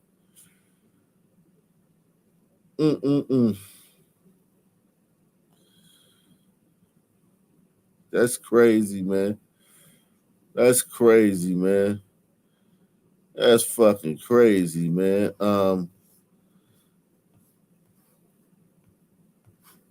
Piece of shit. This guy's a piece of shit. He's an asshole. Like literally, and listen, people need to start learning that, man. Like this ain't cool. This makes everybody unsafe. Now, if they catch the fucker, you're probably gonna try to like drop charges or ask for him to get like community service or some shit.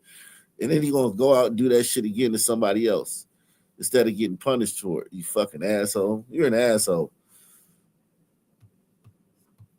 Authorities believe it's different people. For the person out there, we forgive them.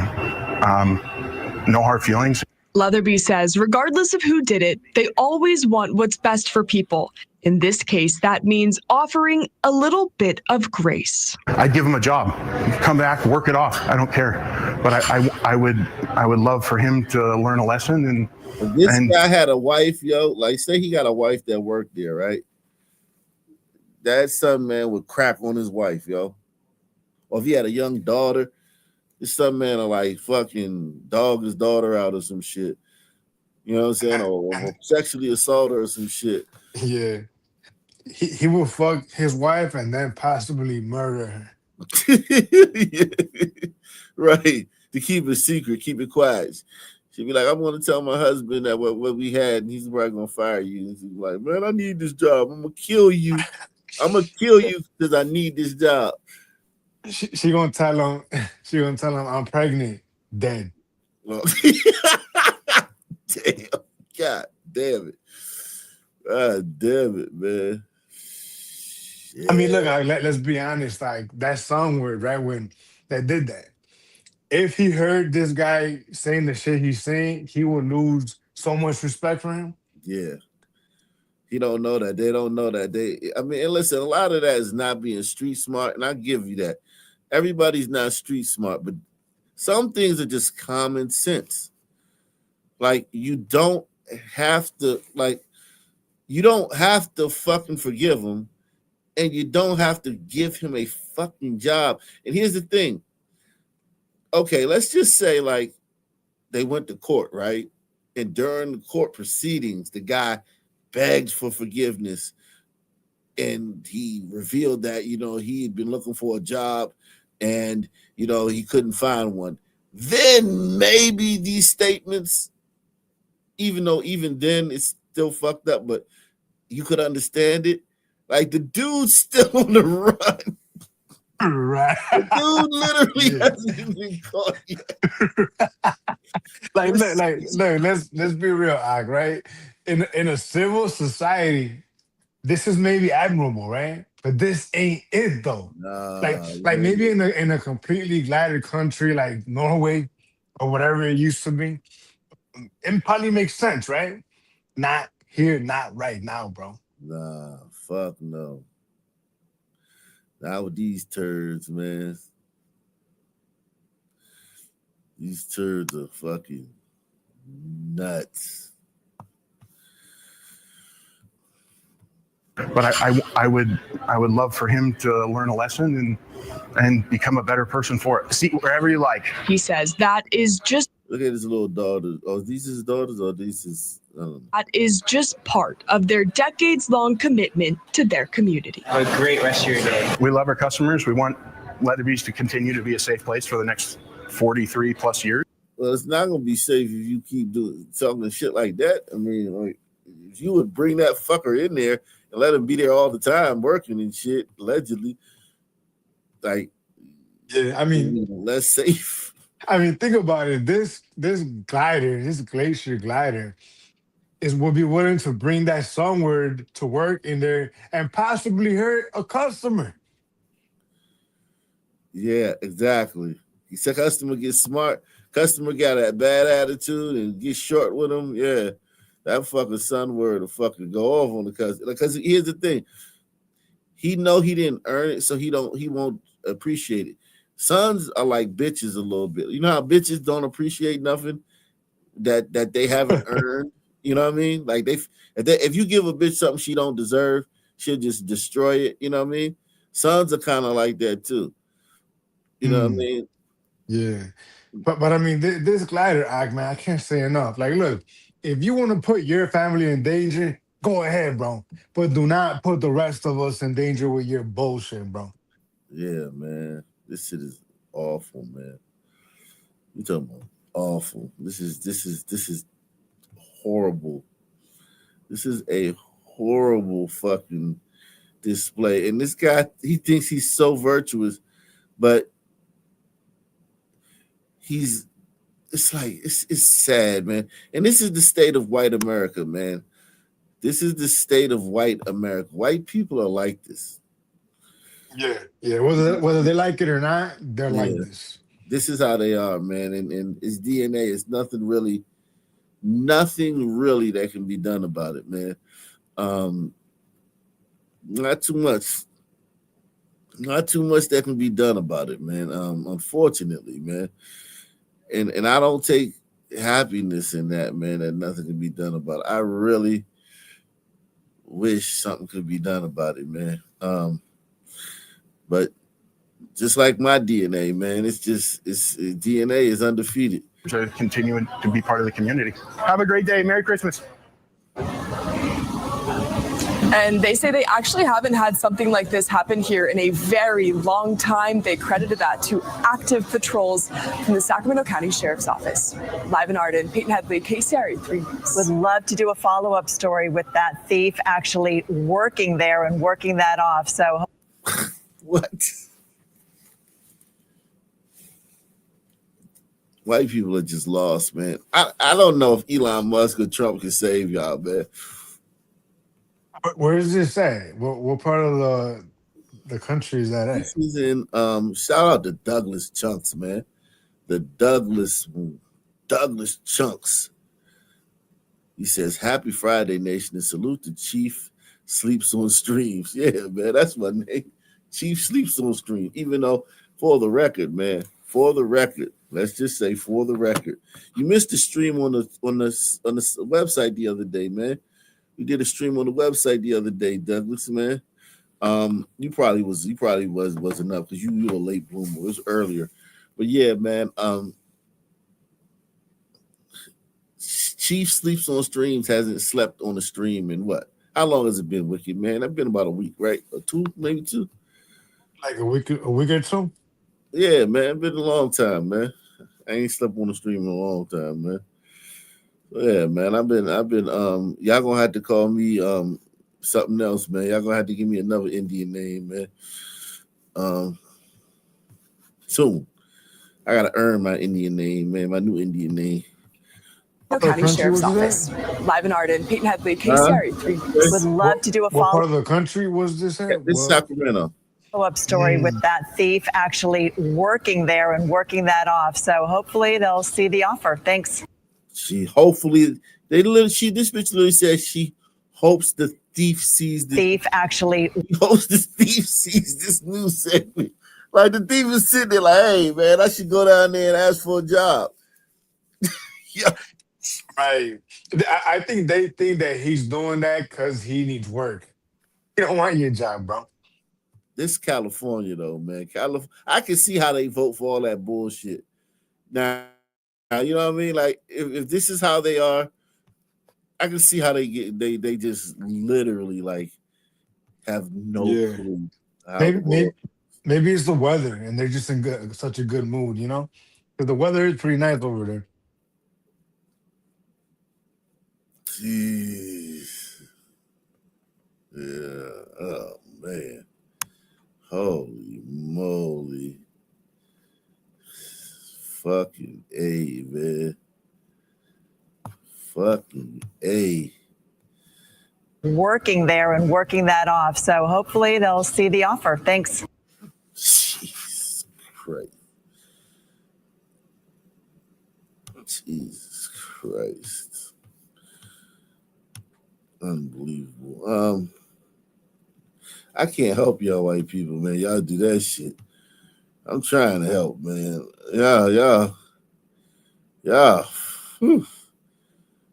Y'all fucking make it hard on the motherfucker, man. Let's see this again, man. New developments at 5. The homeowner accused of shooting 2 teens, he says, tried to steal packages from his porch. He's now in jail, facing serious charges. Police arrested Rakeem Bradford this morning. Channel 2's Tom Jones is live in Southwest Atlanta, where that shooting took place. And Tom, some neighbors say shooting teens over packages really makes no sense. Oh, God. And Karen, some people are divided. Many people are divided over this issue that began on that porch right there. Some people here say teens are out of control, and this is what you get when you steal. Others say shooting teens over packages makes no sense. I spoke to one neighbor who told me she can understand Rakeem Bradford's frustrations. I can, but to shoot, I don't know. I just don't feel you should have shot him. Nubian Barnes lives across the street from Rakeem Bradford, the man accused of shooting 2 teens. He says tried to steal his packages from his porch. She says the shooting was excessive and the teens could have been killed. He could have been facing murder charges because of a package that probably didn't cost that much. It definitely don't cost a human life. Atlanta police say it happened Thursday afternoon around. Shut the fuck up with your fucking turquoise hair. Shut the and pink glasses. Shut the fuck up. Listen, man. Let me tell you this, man. You could have kept that to yourself, man. Because if when Pookie shoot up the block and kill a kid, all you gonna say is, man, we gotta put the guns down. You ain't gonna give no fucking thoughtful ass answer when Pookie shoot up some shit. Press 1. Don't get no thoughtful ass answer when a motherfucking homeowner protects his property. Because if them niggas would have shot him, you'd have been like, everybody just need to get along. Right. We gotta help those kids. Those kids need love. Yeah, fuck you, man. I hate these people, man. Now she wanna be all fucking introspective and shit.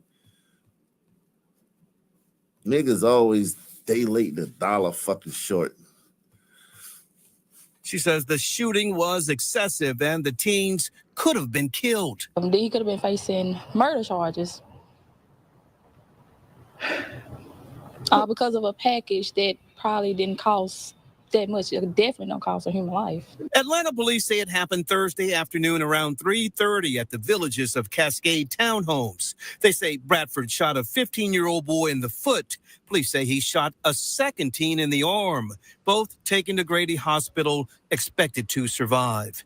Bradford now faces 2 counts of aggravated assault and possession of a firearm during a felony. Some people said they are fed up with crime and out-of-control teens, and they understand Bradford's frustration. Others said the shooting went too far. That's crazy. To me, like, you call the police. That's what police are for. It's just so much over packages. Packages can be replaced. Barnes says Bradford is now in a world of trouble, his freedom in jeopardy over packages. If you feel that your packages are not... Y'all should be, first of all, man, not just taking my pack, coming on my property. And then if you rob, you steal. If you steal, you'll kill, man. If you don't understand, if you steal, you will kill. If them little fuckers had a gun on him and he comes out, they'll shoot his ass. I didn't have a gun. Lying leads to stealing and stealing leads to killing, man.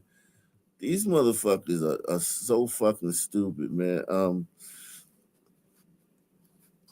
If these kids will come on your property and steal your shit, they will kill you. Yeah.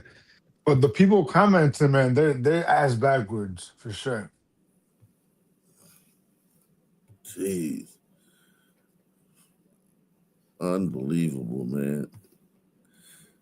And they're all like chastising the man. They should be like, I hope he's one of them.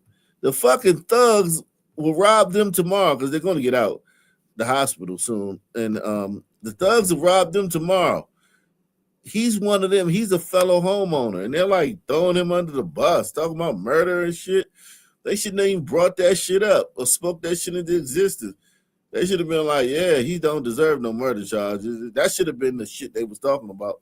Like, he don't deserve a murder charge for that. I mean, he need to, you know, they're like, damn, he could be charged with murder for that. Like, damn, like, I hate you. Y'all are awful, man.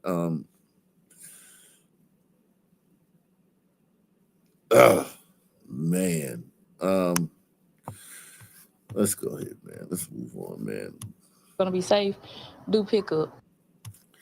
She said, if you want to be safe, do pickup. Did you hear her? She said, man, if you want your package to come, go to the fucking FedEx place and pick it up. If you don't want your package stolen.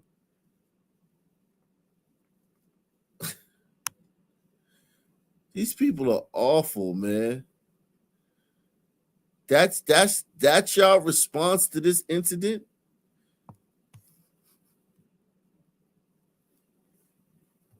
Y'all are awful, man.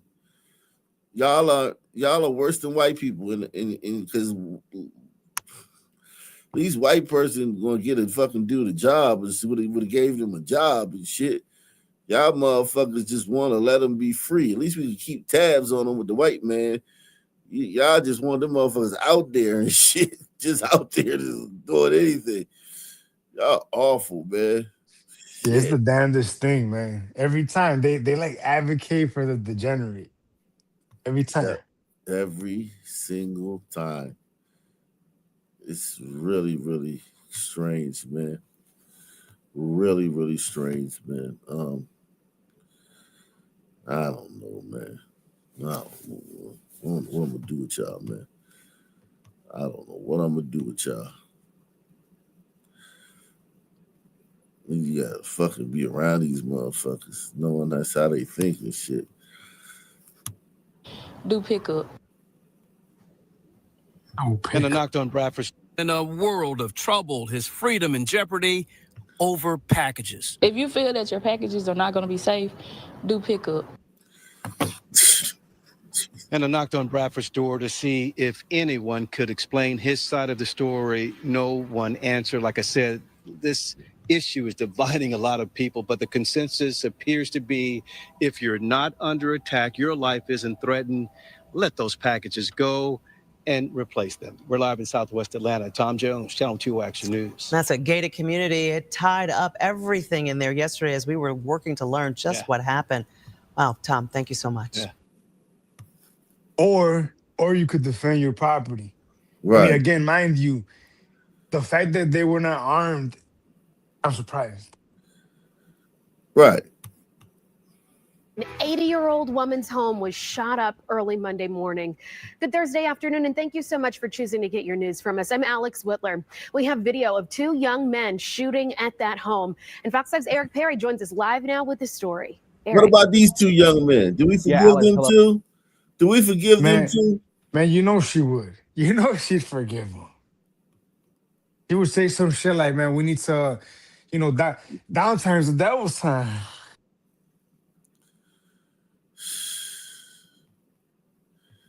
Wow. I gotta keep kids busy.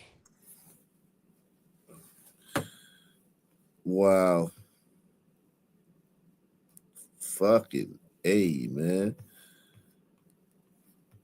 Good to see you. More than two young men. We believe it's probably anywhere from 4 to 5 young men. This is a home in a subdivision across from Chapel Hill Middle School. We're not going to give the exact address because whoever's responsible, they are still out there. And we want to make sure we protect the victim in this case, who is 78 years old, living here by herself. Take a look at the damage here on this window. That's just part of it. My photographer Zorn, if you could look over here as well, you can see on the shutters holes there, right through there, go up to the top. You can see where it went through. Inside, it went through the ceiling, through the roof. And then let's go back over here to this guest room. Several shots inside of there. Good. Support the channel. Take the $5 challenge. Sponsor the show via PayPal, Cash App, or the Super Chat. This is absolutely fucking awful, man. Jeez.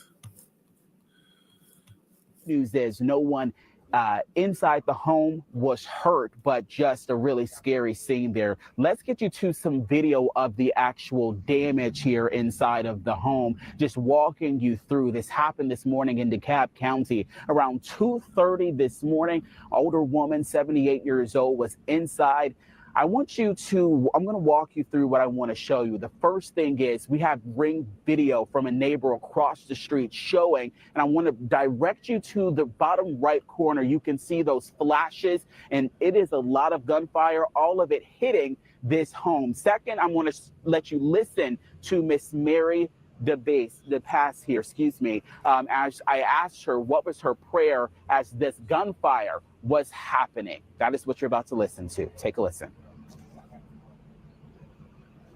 Prayer was, Lord, please protect me, keep me safe. I ain't even gonna lie. I thought she was gonna say, when she started talking, I was like, oh my God, she's gonna say, Lord, protect them. Like, I literally thought she was gonna say that. I'm so glad she didn't say that, man. I have so much to live for. I have children and grandchildren and great-grandchildren, and I want to be here for them a little bit longer. So that was my prayer. Okay, I believe we have video, if we can show, of the actual gunfire that's happening here. If we could show that as well. If not, someone talk with me in my ear, and I will continue to show you what's out here live. All right, so let's show you what the actual gunfire sounded like as she hit the floor, she says, when all of this unfolded.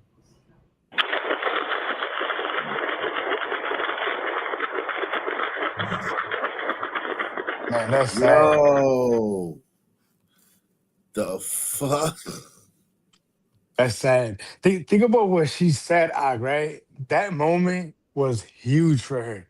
But to those onwards, nothing. Nothing. Yeah. They don't give a fuck. If they would have found out that she got killed, they would claim that body. These niggas wicked. Right.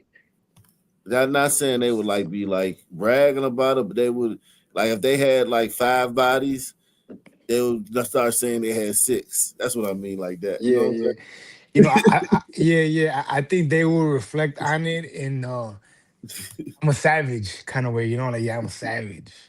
Yeah, we know you're a fucking savage. Yes, you are. Very savage. Very, very savage. Very, very, very, very, very savage. Jeez.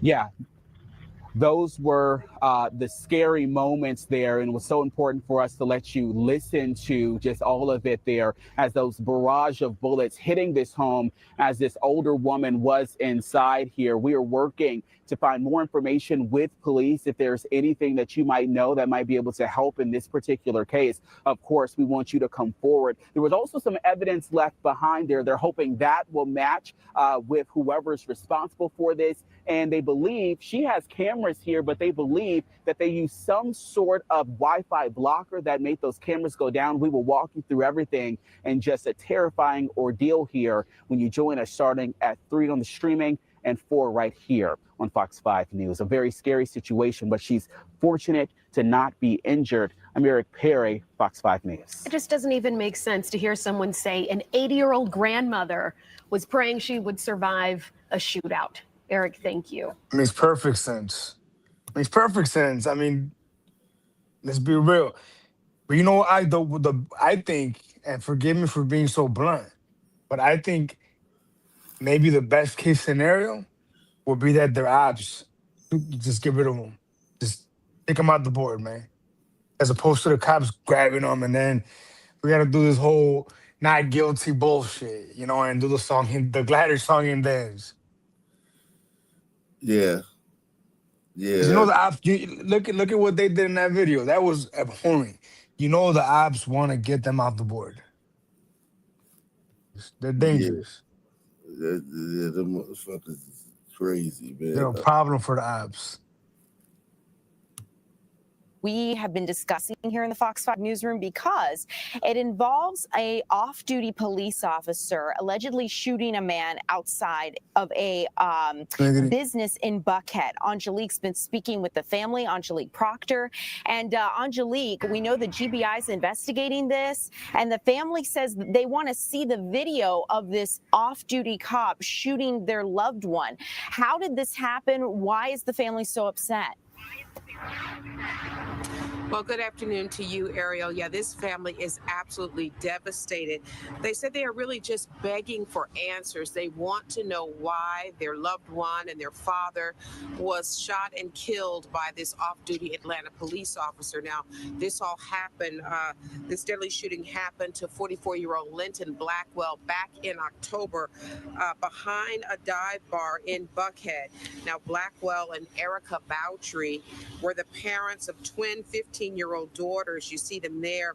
Family and friends say they were just stunned when the autopsy revealed that Blackwell was actually shot 17 times in the back. And I think it's safe to say, Ariel, that that is what has them so upset. The family wants to see that body cam video, and they say that this deadly shooting has really just turned their lives upside down. Say I'm okay, but not okay, because we just want to know exactly what happened to him, because we were in each other's lives almost every day. Like, he was present every day, and it's something missing, because we would usually, you know, call him. My dad, he was a great father figure. He was the type of person to always help out with my friends, or just an opening person. He was always giving. If I needed anything, he always got me. Even if he didn't have it, he would work very hard to make sure I had it. He would always give me motivational speeches or teach me right from wrong. It was kind of like, he was my best friend. My dad had he always, even when I did wrong and I was in the wrong sometimes, he always create me, and he was forgive me, and always try to teach me what was right, so I could succeed in life and don't do stuff that he would do or he always wanted us to be better and don't do stuff he would do. Yeah, man.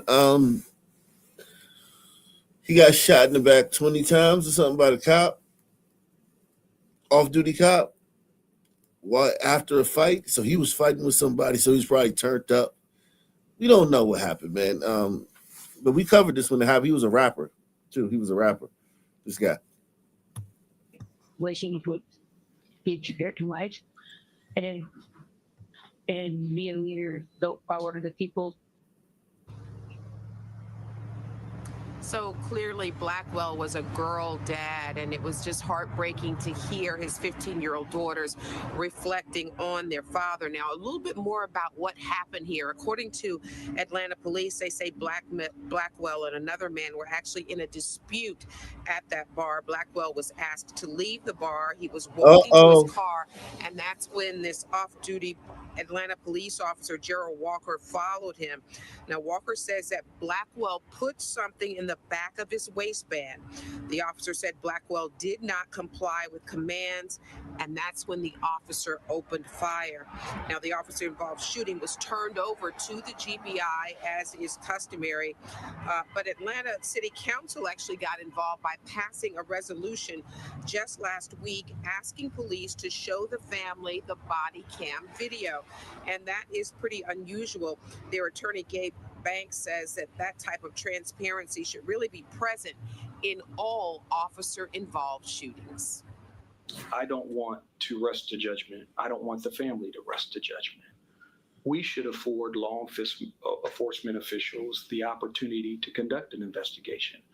But there's no reason, while alongside that investigation that they're conducting, that they can't give the family the decency and the courtesy and the opportunity to see the footage from that evening.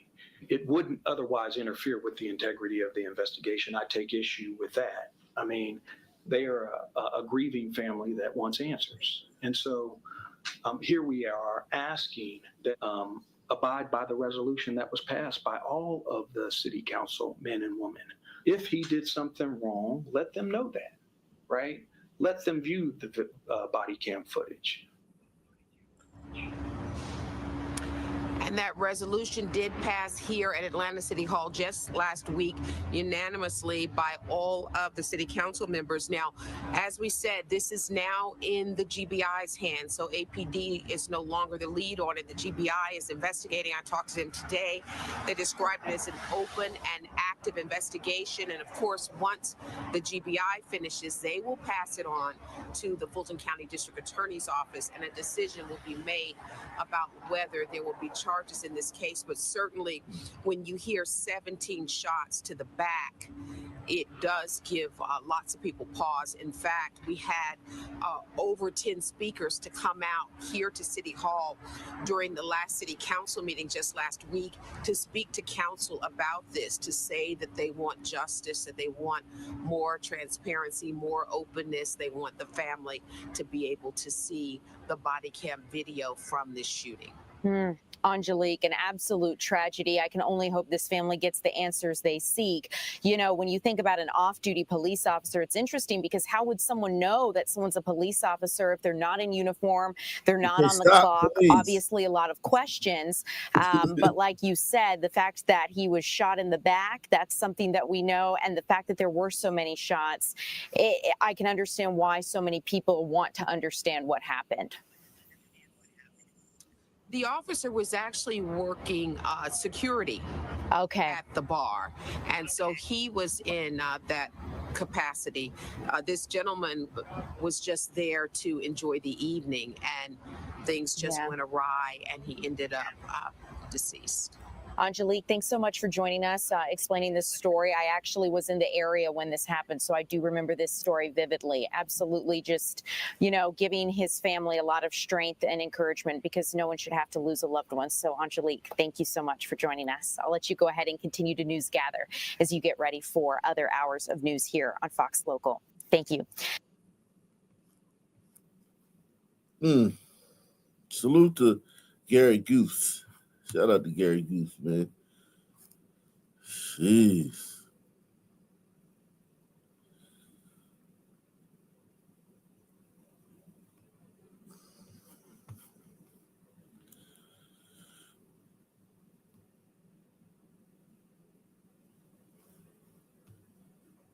Man, so much. Wow.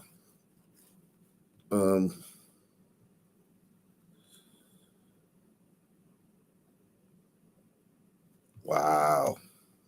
Fort Worth police are searching for the suspects they say shot and killed a woman earlier this morning. Investigators say she was just trying to help recover a stolen car and confronted the people that police believe were responsible. As our Amelia McGavro reports, officers are now using this case as a warning for you. Fort Worth police responded to a shooting at the Sun Valley Motel off of Jacksboro Highway just after 5 a.m. Friday. But it's what led up to the gunfire that's raising concerns. During the investigation, officers learned that a adult male subject was with this adult female victim, and they were attempting to locate a stolen vehicle that belonged to the male. Investigators say the woman and her friend eventually came face to face with the suspects outside the motel, all without reporting the stolen car to police. Motel employees would not speak to us on camera, but told us both cars, the victims and the suspects, pulled up around the same time. A confrontation followed, then gunfire. When officers arrived, they located an adult female that had been shot one time. She was transported to a local hospital. Unfortunately, she did not survive her injuries. Now, police say there are still many unanswered questions with this case, but they are using this shooting as a reminder to the community, their main message, to never pursue a theft suspect without law enforcement's help. Do not attempt to recover the vehicle itself, to stay back, keep eyes on if you can, do that safely. However, to call the police. If you call the police and you say, hey, listen, my vehicle was stolen. Officers say if there is enough evidence, investigators will still pursue personal property theft cases like this, but say identifying the suspects can be challenging. Upon their arrival, they're going to obviously look for any possible evidence, witnesses, surveillance, anything at all that could potentially help with this offense. Police are also working to determine what led up to both the theft and the shooting, noting that car thefts often increase during the colder months. As far as if anybody is in the habit of going outside and starting their vehicle, going inside and waiting for it to warm up. Unfortunately, there are people that drive around and all they simply have to do is look for exhaust coming out of an empty vehicle to realize that it's empty and it's on. The victim's name has not been released, and officers are asking anyone with information to contact the Fort Worth Police Department. In Fort Worth, Amelia McGavro, CBS News, Texas. Wow. Damn, confronting somebody over a stolen car? Now that's crazy. I've done that several times too. Jesus Christ, I did that several times. Back in the early 2000s and shit. I've done that. Fuck, man. Jesus Christ. It's crazy, crazy town.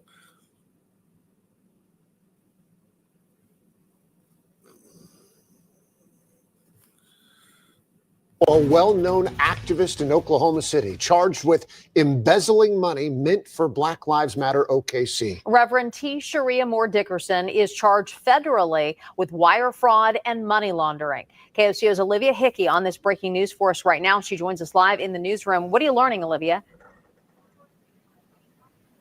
Yeah, guys, it's just coming into our newsroom. The Department of Justice claims Dickerson deposited over $3 million and returned bail checks into her personal account from the Black Lives Matter Oklahoma City's account from June 2020 till at least October of this year. Some notable expenses the funds covered include recreational travel to Jamaica and the Dominican Republic for herself. Recreational travel to Jamaica and the Dominican Republic. Fuck.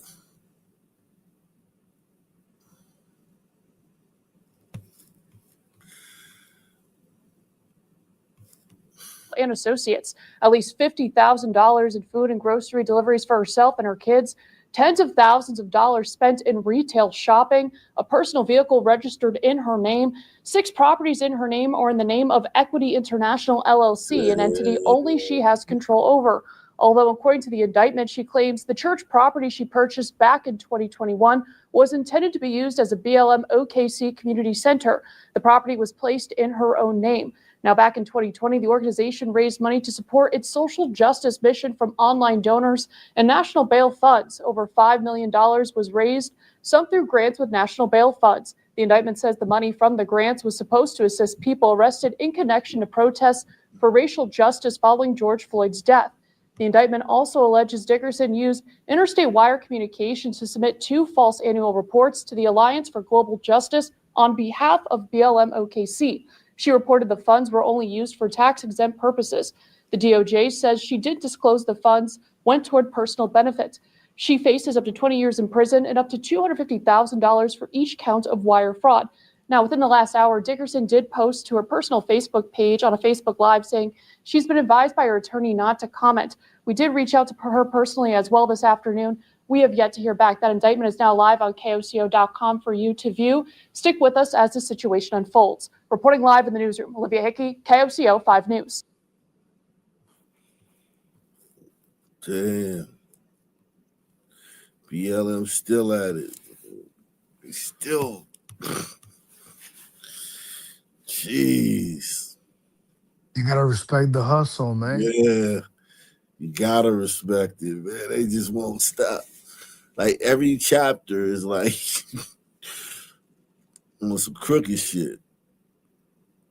You would think like now, okay, it's hot. The block is hot right now. Like, you know what I'm saying? Nah, they don't give a fuck.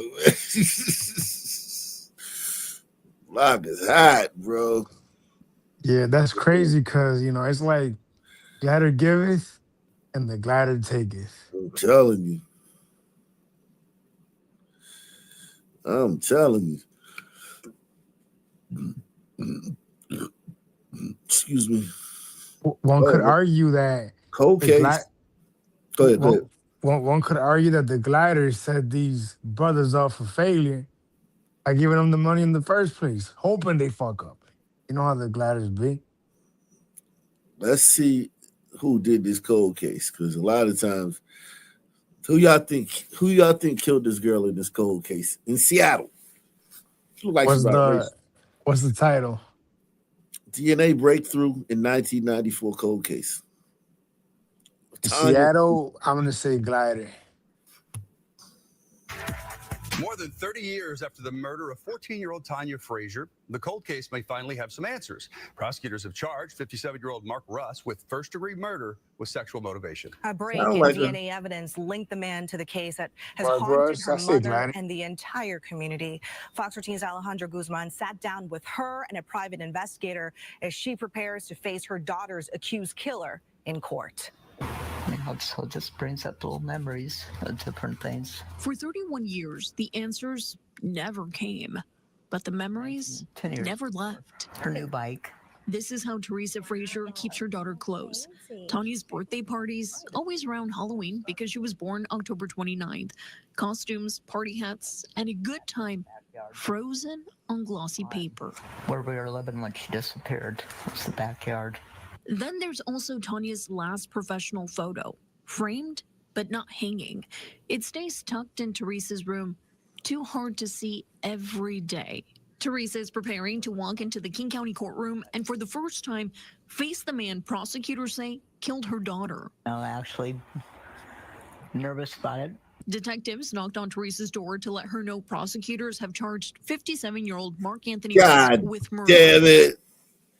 Man, yo. Man, I know I should have fucking like.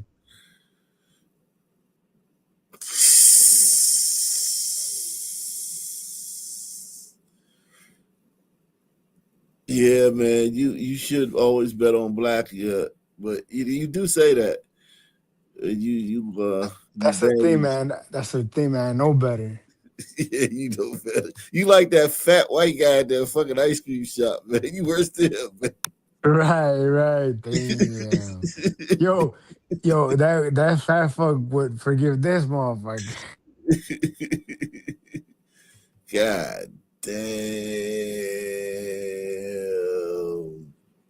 Jeez Louise. I mean, what's new, man? They said it was, New what, 30 DNA years ago? technology tied him to Tanya's disappearance What's and new? death in July of 1994. Kind of brought up emotions all over again of like the day they came out and told me that they found her and she was killed. Seattle police say Tanya was last seen leaving Mini Middle School on a Monday. Her body was found 2 days later. For more than 3 decades, Rose Winquist has been working Tanya's case since the very beginning. You know, notes upon notes upon notes. Rose kept every note she wrote. Tanya's face inside every other page. A teen she met threw mementos in her bedroom. She was a little 14-year-old girl. I have letters that I took from her room that talk about my life story, you know, and I had to laugh. And it's like, and she talks about things like, oh, there's this new character on Sesame Street. He's really cute. His name's Elmo, right? Rose says there were clues, even back then, that Russ may have lived steps from someone Tanya knew. Russ's mother lived across the street from Mini Middle School, according to court documents. Rose doesn't believe Tanya was someone he chose randomly. The reason, potentially, that he killed her is because she could identify him. Court documents say Russ, an unregistered sex offender, was convicted several times, including of a home invasion robbery in 1996. He was sentenced to life in prison, but in 2021, he was resentenced and released from prison due to changes in state law. Teresa has lost more than a Floyd daughter. effect. You know, the Floyd effect got this nigga out of prison. Oh, shit. That's crazy. That nigga, man. Registered sex offender was convicted several times, including of a home invasion robbery in 1996. He was sentenced to life in prison, but in 2021, he was resentenced and released from prison due to changes in state law. Teresa has lost more than a daughter. You know, she could have been married now. She could have had kids, grandkids. And she didn't have a chance to even finish high school because this man took her life. But the question Teresa is now asking is why the man charged in her daughter's murder slipped through the system for decades. I think in many ways... Hold on. Is that his? Is that his? These are the grandparents. These aren't the parents. These must be the grandparents. Okay. Through the system for decades. I think in many ways the system failed, Tanya, because the DNA, like I said, has definitely progressed over the years, and the police had it early on, but the problem was they didn't have the killers. Teresa and Rose never stopped trying to keep Tanya's case alive. Now they're holding on to hope that justice won't slip away. The difference now is they're focused on remembering Tanya, not the crime, but the child she was. I will always remember her as a sweet person and loving. She was just a happy kid, and that her life got taken away. You know, it does give hope to a lot of families out there of unsolved murders when they have the DNA, but it's important for people to understand these detectives that go back and work these cases, they have to get the original case, have that retested to see if there is DNA. Shit.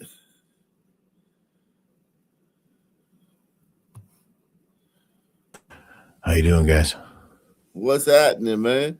How you doing? I just took my dog for a walk, and I'm back to partake. Wow, man.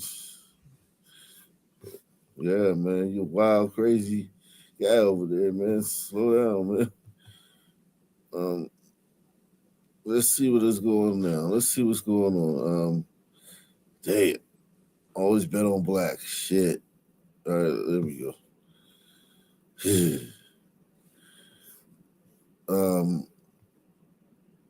Let me see what's in the news. What's going on new? What's new? What's happening right now? New drug rocks Blue City. You look like a zombie. A new drug is being blamed for turning parts of Philadelphia Trank. into what some are calling Zombieland. Trank. Okay, What's you his have name? seen the video of this. Not new, First but- it was heroin, then it was fentanyl and trank. Now a new compound called Drum roll. metatomidine. Doctor, you schooled me in the commercial. Meta I think I what? got it. Called metatomidine. Doctor, you schooled me in the commercial. I think I got it. Metatomidine is flooding Kensington Avenue, the city's notorious open-air drug market. Cheaper Health than officials fentanyl. and first responders say it's producing even more extreme sedation and brutal crashes than what came before. Anything more than what we've seen. A new piece 200 highlights times the stronger than intense Trank. effects of this drug. Quote, there are no stages to the high. And this is from Tony. You go straight to sleep. You do it, you wake up, you're sick. That's from Christine. You don't even know you're passing out. The article goes on to say, this isn't like nodding off. Along Kensington Avenue, people shuffle in near catatonic states, bent at right angles, some frozen It's the mid-stride. gateway to the Matrix. Meanwhile, a biotech company is working on a vaccine that would blunt the effects of another powerful drug, fentanyl. The company hopes to start testing A that vaccine. soon with the goal of preventing That's what everybody overdose needs. deaths. All right, I want to take this in pieces. Let's start with this first drug. And I mean, if you're at angle, you do look like a zombie. What is happening to the brain? This is a drug called metatomidine, as you said, that's 100 times more powerful than Trank, xylazine. Everybody knows about Trank. They've heard about that. It's very sedating, and it lowers your heart rate and blood pressure. This is 100 times more powerful. So if you think what's happening, you're completely out of it. What I'm The worried about graphics is at two 200 things. One, times. it's Somebody's laced lying. with fentanyl all the time. So you're out of it, and then fentanyl causes you to stop breathing, or the metatomidine stops your heart or lowers your heart rate or lowers your blood pressure, and you go and you die.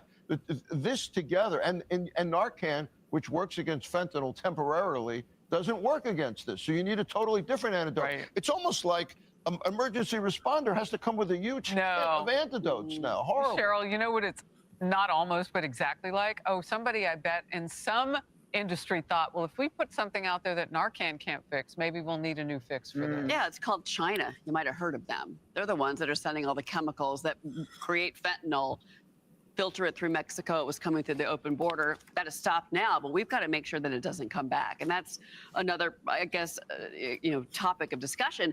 But as far as this vaccine that you mentioned for fentanyl, yeah. that I think is fascinating. This is from, it's a collaboration of University of Houston and Tulane University. And basically it is a vaccine that you would be given to where if fentanyl were to ever, say, accidentally come into your system, which we know many deaths in the United States have happened, kids didn't know that whatever they were smoking was laced with fentanyl, No, but, and they died. but they were tampering with something that they were perhaps not supposed to have. Of course, Yeah. but at the same time, they did not mean to ingest fentanyl, Right. and there you go, pass away. So the fact that this could be a vaccine that could be given to people in your body, you would never get the high, apparently, what the researchers are saying, you would never get the high of fentanyl because it would never get to your brain. Your body would never connect to it. I thought that was so fascinating. So can that stop the addiction? Like, is it more than a vaccine? Does it help? Because if your brain's not feeling the What effects else of does fentanyl, it maybe you stop? won't That's want it. Does that help? That's absolutely true. And This the whole way thing feels like a planted discussion about these new drugs we're all going to be taking. Vaccines that are. Yeah, people not trusting no vaccine no more, man. People not It's trusting that shit. Man. forcing everybody to get a vaccine would be easier, I guess, than enforcing the law and, stopping that stuff from coming through.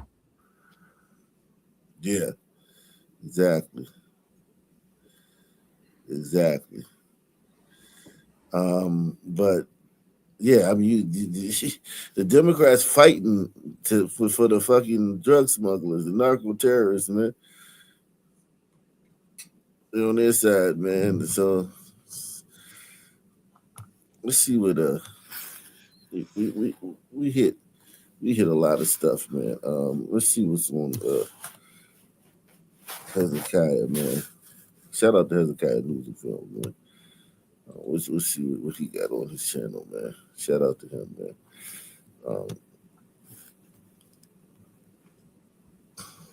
But it's him right here, yeah. Salute to him, man. Yeah, well, we should check it out. And no old bay chicken wings, nothing. Someone's going to steal it off of the Greyhound bus. Oh man, you should have brought me something anyway. I wish I would, but I will next time. That's all right. Next time I get to Baltimore, I will definitely have my Old Bay wings. Definitely look me up. Yes.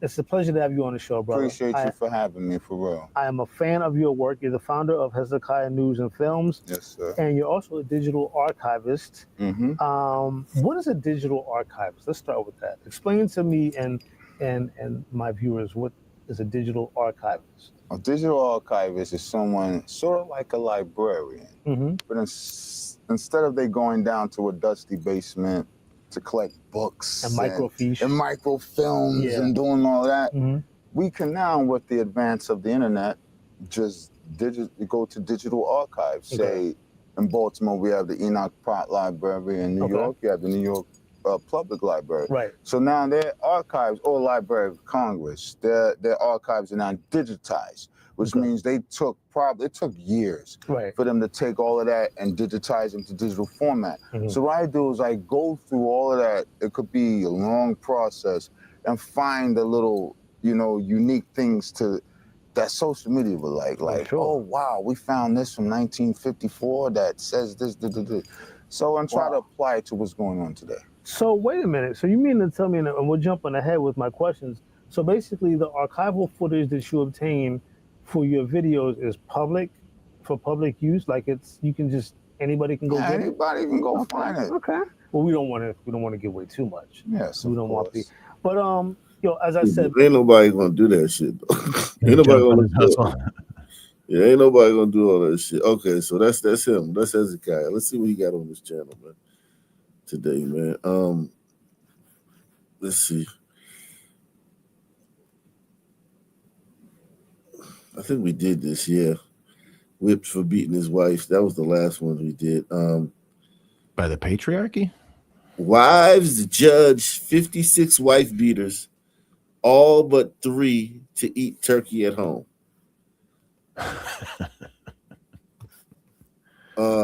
This is Chicago.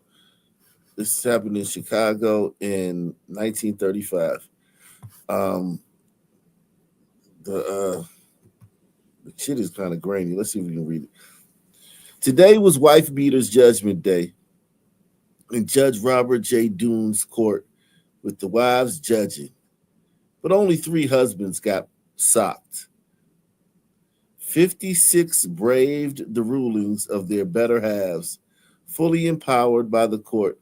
to pass on their pledges of reform with Thanksgiving dinner at home or as guests of the county, the alternative sentences.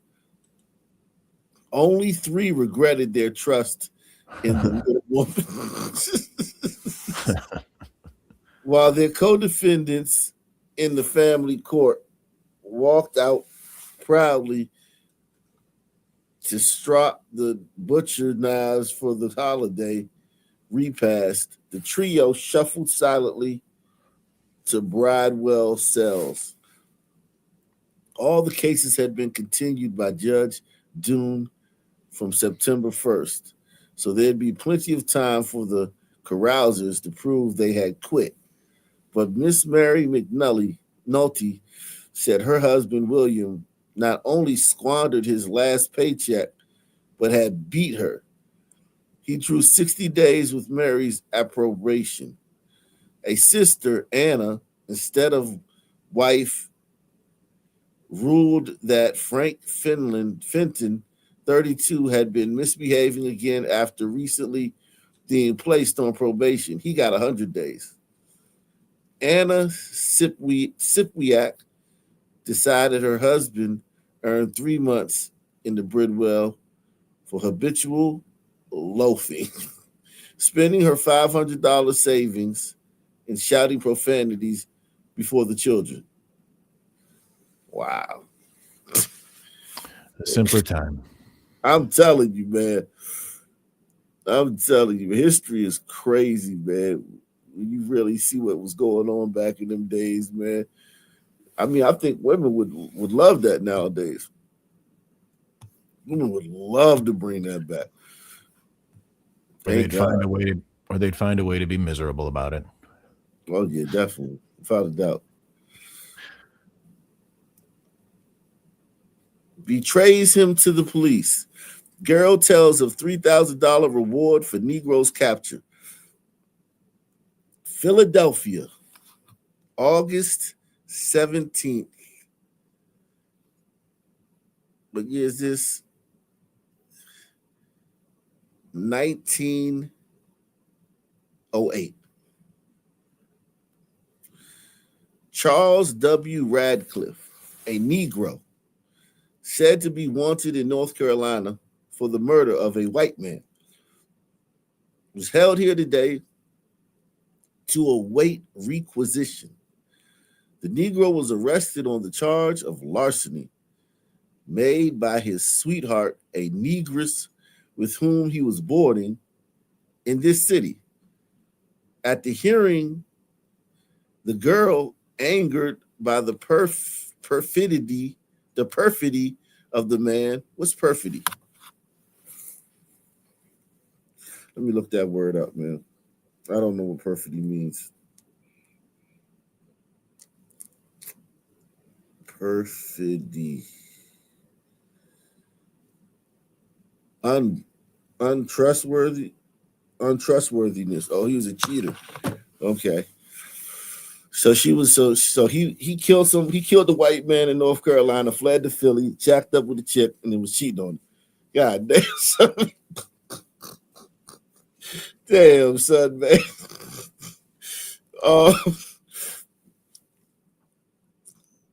At the hearing, the girl, angered by the perfidy of the man, told the police of the Southern murder. He said a reward of $3,000 was offered to Radcliffe's capture. Detectives questioned the Negro, and he admitted, they say, that he shot and killed a white man at Christmas time last year in Plymouth, North Carolina. He said the shooting was done in self-defense. That's always the claim. It's always got, then it's upon the prosecution to prove it wasn't self-defense. Daniel Penny, man. I mean, not Daniel. What's his name? Austin Rick. I gotta say, hearing the word negress, it sounds so much more elegant and cultured than sister. Yeah. It said no requisition papers have been asked of Governor Glenn for the Negro Radcliffe. held in Philadelphia, alleged to have murdered a man in Plymouth. It is impossible tonight to get access to the reward book in the Capitol to see if any reward has been offered. So this is a deep dive into the case. The 1908 incident, key players, Charles Radcliffe, the defendant, the unnamed sweetheart, the informant, the governor of North Carolina, Robert B. Glenn. The mechanics of the betrayal. This article is a classic example of how personal disputes in the early 20th century often spilled over into the legal system with high-stakes consequences. Yeah. Yeah, the arrest. That's crazy, man. $3,000 would be $105,000 today. Yeah. Wow.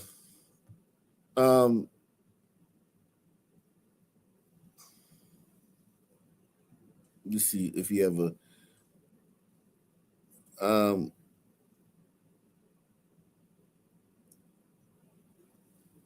it said while specific records for Charles Radcliffe execution in North Carolina do not appear in the primary capital punishment database for 1908 to 1909, we can infer the probable conclusion based on the era's legal statistics.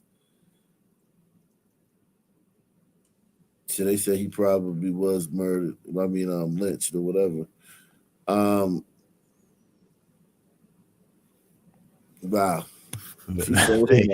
They can infer that he must have been lynched, but still maintain he was probably innocent.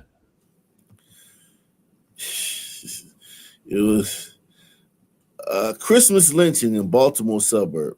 Negro who killed white man taken to Brooklyn jail. Another, we was whacking white people out back in the days, man. God, this is a different story, man. Negro who killed white man. Though? Is it really? I mean, it's the same old song. It's the same story as last night. It's a different story, but it's the same song. Salute to Eric S. Man. Eric S. Man in the building. Shout out to Eric S. Man. Salute to you, bro. It's the same song, but it's a different story. Wow. Wow. Christmas lynching in Baltimore suburb. Negro who killed white man taken from Brooklyn jail and shot to death. No guard on duty at night.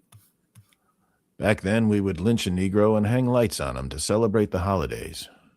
Schwab brothers, white, quarreled with King Davis, a Negro, over a pool game. No clue to the lynchers. Wow. A pool game led to this shit. So he killed a white guy over a pool game and then got strung up. Here go the story. Early Sunday morning, 1911. December 25th, 1911. King Davis, a young Negro, and Frank Schwab, white, probably Jewish, Schwab, right? Or German. Okay. King Davis and Frank Schwab, white, who had been playing pool together in a saloon at Fairfield, just over the Patapsco River from the city, quarrels.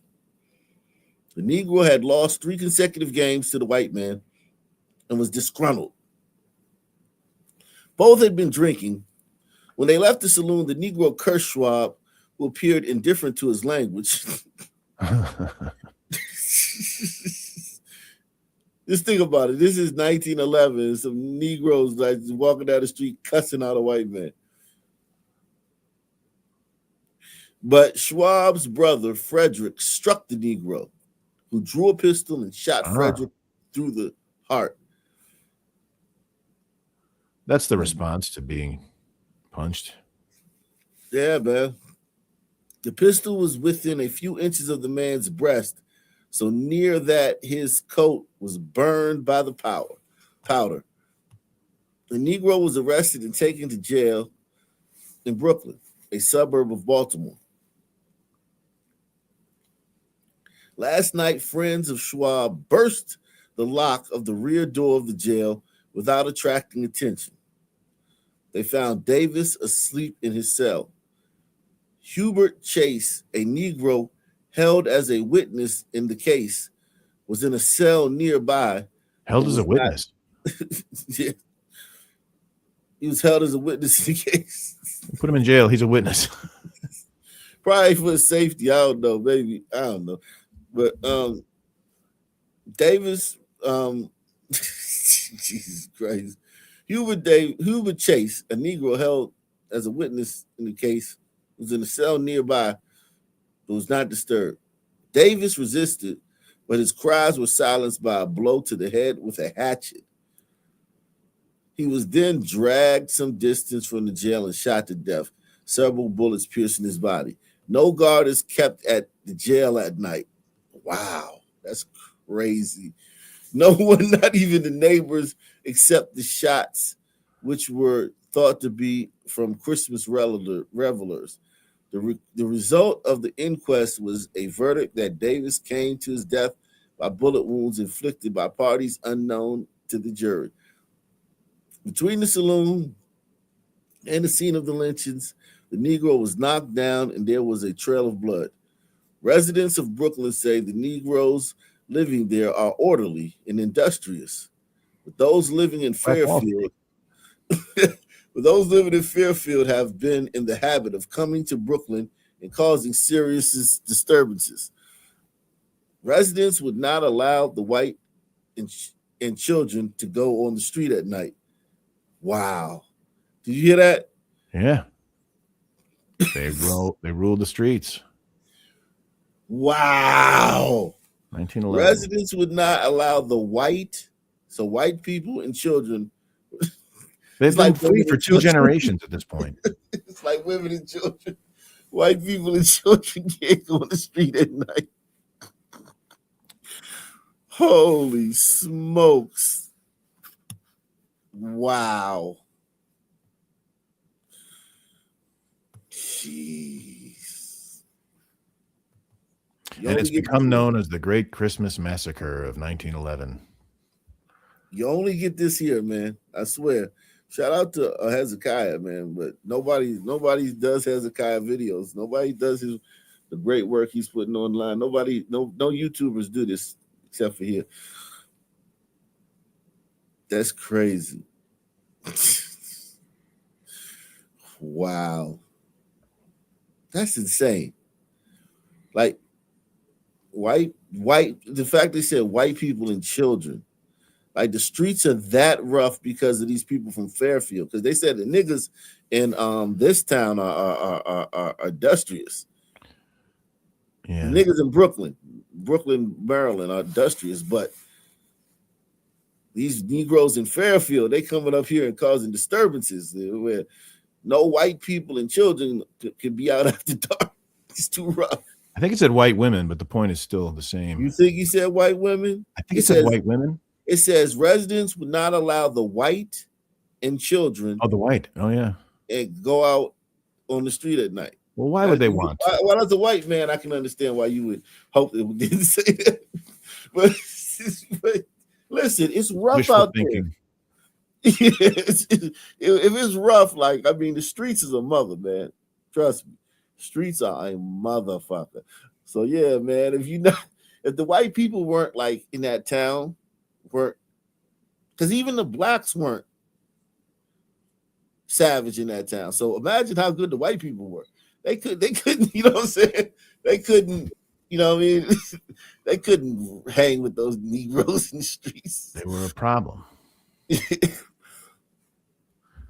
I wonder how much, you know how like now the press goes to great lengths to sort of downplay racial stories and using language that tries not to incite, righteous outrage on one side or the other of the racial divide. I mean, I wonder if even back then they had to be very careful with the way they spoke about these things so that they didn't create lynch mobs when reporting a story. Doesn't look like they were being careful. I don't know. Some of the language feels maybe not clinical, but the gentleman, Could be the way they talked in that time too. Like they were could be. But even then, it's the the way people talk versus the way how talk is represented in the media, I'm sure we're different. You had to. Yeah, I mean, they're not like, yo, hey, yo, man, if y'all see these niggas, man, you know what I'm saying? It's not like, I mean, it seemed the reporting is a lot better than the reporting today, if you ask me. Yeah, it seems pretty, rich with detail anyway. Yeah, they at least tell you a Negro, the attacker was a Negro, and they don't tell you that anymore. Well, some places don't. Yeah.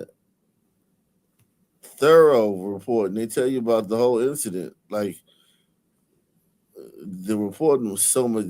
Now it's just, yeah, we've fallen as we've gotten better with technology. Like, all these people probably read. If you became a writer or a reporter in those days, you probably was so well read, you know what I mean, and so versed in like classical laws of English, you know what I mean? Like, you didn't, you know, you knew like the real English. Yeah, like those early colonists printing their own papers. Updates on the incident. The victim of the lynching was King Johnson, aka King Davis, a 28-year-old Black American man. He was lynched on December 26, 1911, in Brooklyn, Maryland, then Anne Arundel County, now part of Baltimore, after shooting and killing Frederick A. Schwab, a white blacksmith. German. Oh, yeah, okay. He's drinking. He's a blacksmith. That's not a Jewish guy. The official updates on the incident and those involved are King Johnson, the victim, was arrested for murder of Frederick Schwab, claiming self-defense after Schwab struck him during an argument. He was taken to the Brooklyn jail. Okay, yeah, so he was there. So they're basically just telling us what we read. It said Governor Goldsboro hired the Burns Detective Agency to conduct a 6-month investigation. So the governor hired some people to investigate this nigga getting lynched. That's crazy. They never tell that part, right? They never tell that part, that the governor wanted to get to the bottom of it and find out what happened. They don't tell that about these lynchings. Press 1. In almost all the lynchings we saw that we've done on this channel, like, somebody has been arrested or brought to justice if they could find it. You know what I mean? As far as I remember. If sometimes they couldn't, do it, but there was historically, we're supposed to think back of lynchings as the most sort of racially hate-filled hoedowns that could, just like a party. We're stringing one up. Yeah. Of an innocent person also. Judgment was sought. You know what I mean? Judgment was sought in these cases. Salute to everybody out there, man. Let's see. Judgment was sought. It goes on to say that this led to the arrest of 4 men. Frank Schwab, Frederick Schwab's brother, involved in the initial pool argument. Thomas Gleason. Howard Herring. Schwab's brother-in-law. John Gleason. Look at the next one. Schwab's brother-in-law. An African-American. And Howard Herring, an African-American. He's not listed as a Negro. Yeah, exactly. Not what he would have been called back then. Thomas and John Gleason were later released due to lack of sufficient evidence. The conclusion: no one was ever convicted for the lynching and murder of King Johnson. The grand jury ultimately ruled the death was caused by lynching by persons unknown. Hubert Chase, the witness, he was a Black American man held in a nearby cell as a witness to the Schwab killing. The mob did not harm him, though his cell was initially mistaken for Johnson's. He was eventually released, and no further record of his involvement in the aftermath is widely cited. In 2019, a historical marker was installed in Anne Arundel County, now part of Baltimore City, as part of a multi-year effort to acknowledge the county's history of racial terror lynchings. It is specifically commemorating King Johnson's lynching. Wow. So they commemorated this guy. Give him a plaque. Wow. Plaque, he gets a plaque. The Yazoo City tragedy. Yazoo, Mississippi, December 28th, 1883.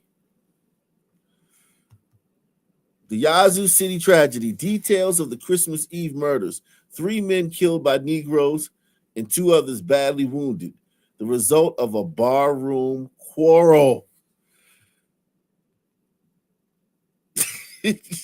Yazoo City, Mississippi, one of the most cold-blooded, premeditated assassinations that ever occurred in any community, was committed in this town on Monday night at about 10 o'clock. When 3 men in the prime and vigor of youth were shot down like dogs, and 2 others, also in the prime of life, were seriously and one of them probably mortally wounded by Negroes. Those killed were John T. and Carnot Posey, brothers, and Jasper Nichols, the 2 former being merchants of the firm of Williams and Posey, and the latter a steamboat man. The Poseys were sons of the late General Posey of the Confederate fame. Okay, so yeah, he deserved it. Who fell on the battlefield at the hand of his command. The sons inherited the bravery of their father and were popular and highly regarded throughout this town and county. Let's see if we can. Jesus Christ. Holy shit. I got to screenshot this one. I got to screenshot that. That's Santa Claus goes straight to the ghetto. I got to screenshot that, man. We got to get that one. That's amazing. That's an amazing picture right there. I'm going to have to use that for He wears a glove on one hand. Thumbnail in the future, man. Who knows, man? I might use that for a thumbnail. I don't have to use AI, man.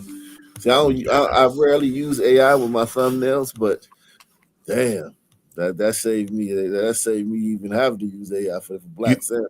You don't want to see this guy coming down your chimney, man. Hell no, man. Stepping into your living room.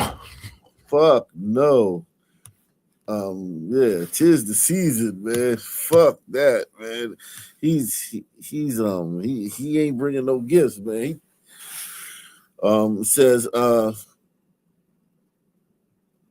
goes on to say Nichols was not so well known in town. That's one of the white men that was killed. But he leaves an excellent reputation as a young man of sterling worth and of industrious and sober habits. He leaves a father and other near relatives. The wounded are Fritz Halder and Henry Ellett, the former county treasurer, the latter a general merchant. So these was upstanding white folk. What they doing in a bar with Negroes? This type of stuff led to segregation. You know that, right? Because it wasn't segregation at first. It was just segregation, Jim Crow, what they call Jim Crow, happened in every little town, in every little city, in every little county over the course of years before it was codified. Did you know that? I didn't know that, but I can see how that could happen.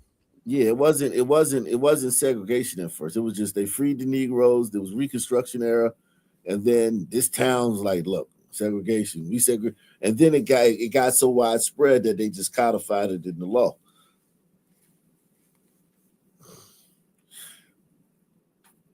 It says it says, damn, look at this shit, man. The shot struck Mr. Halder in one of his lower ribs and came out of his back. But whether it ranged around or penetrated the cavity is not yet known. Mr. Ellett is shot in several places in the side and in the arm. The wounds of neither are considered necessarily fatal, though they are thought to be serious. W.H. Foote, Deputy Internal Revenue Collector for the district, who is a mulatto, was also wounded in the head, being beaten with a stick. The origin of the affair was as follows. As near as can be ascertained, on Monday evening, Richard Gibbs and Kenny Logan, Negroes, had a quarrel at Barkhouse's saloon.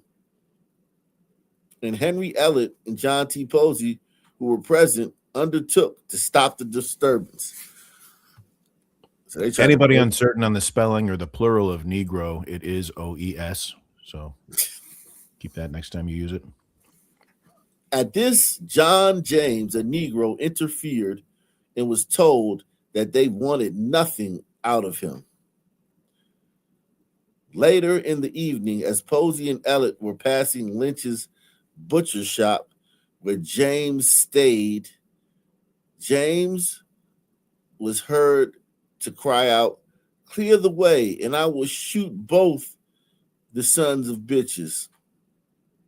They naturally felt outraged and went to Lynch's butcher shop.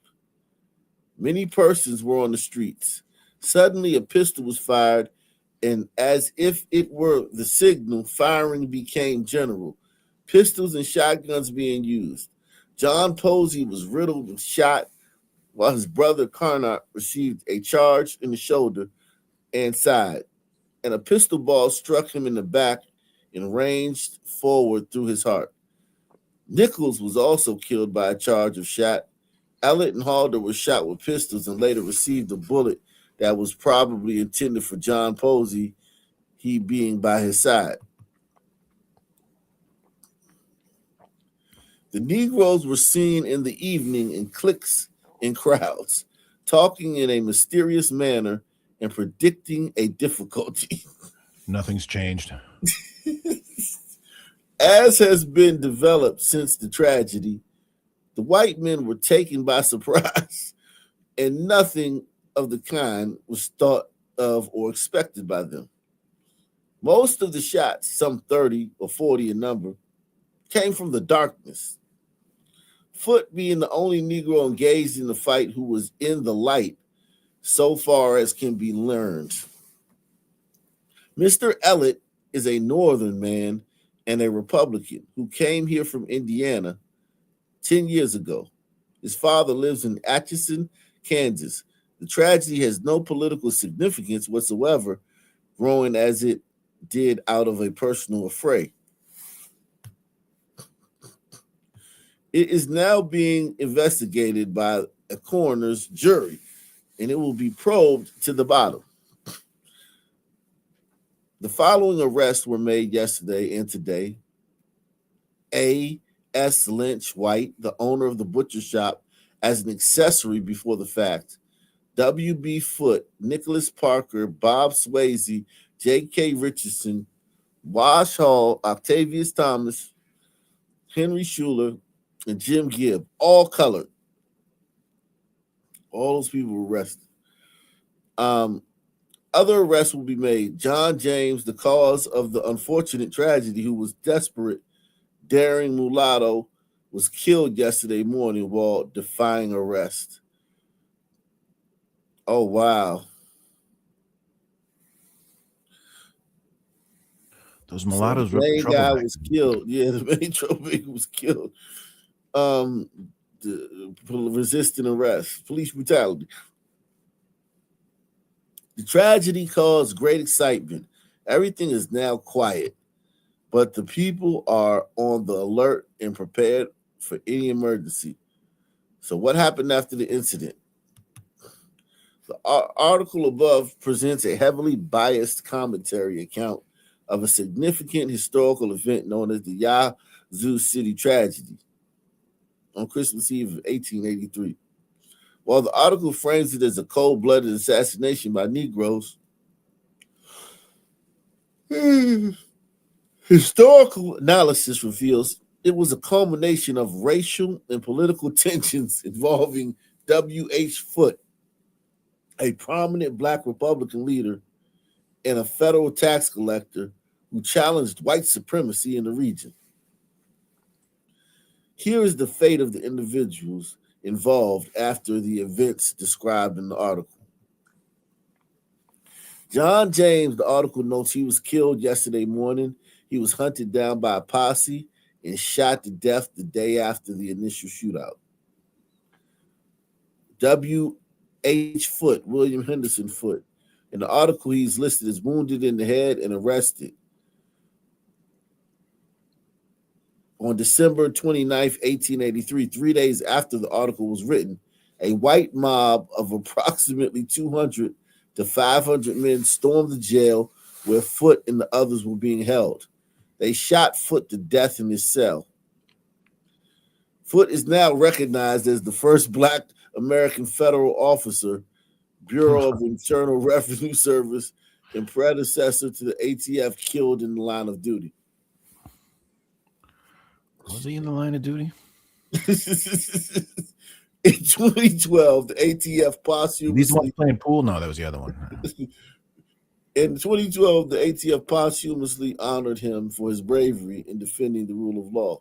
Well, good for him. And other prisoners, the lynching. When you see a Sun man obeying and upholding the law, you kind of got to reward that. You know, you got to give him a medal or a plaque or something.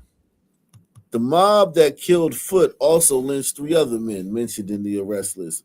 Bob Swayze, lynched and hanged. Nicholas McKay Parker, lynched and hanged. Jim Richard Gibbs, lynched and hanged. Political aftermath. The violence effectively ended the Republican Party's influence in Yahoo County. Remember, the Republicans are the blacks back then. Do you remember that? This is before the switch to the... Yeah, because the Republicans, Lincoln was Republican who'd freed the slaves. Exactly. Yeah, exactly. So this ended the Republican Party's influence in Yazoo County and consolidated white supremacist political controls in the area for decades. So the Democrats were the white supremacists. The Democrats, yeah. Yeah. The event served as a violent warning against Black political assertiveness during the post-Reconstruction era. Wow. Man, we gonna have to so much, man. So much, man. We gonna have to so much, man. So much, man. So much. So much. So much. So much, man. Golly, man. We wow. It's crazy the amount of crime that was kind of proportional to how it was today. They just were running crazy. One generation, 2 generations outside of slavery, there's no fear of being lynched, fear of white mobs, and every white person is racist. Doesn't hold up. Nothing. I mean, not only like it wasn't sort of like that, it was nothing like that. You know what I'm saying? Like, I mean, like, what these stories describe is literally today. Okay? Like, they describe today. Okay?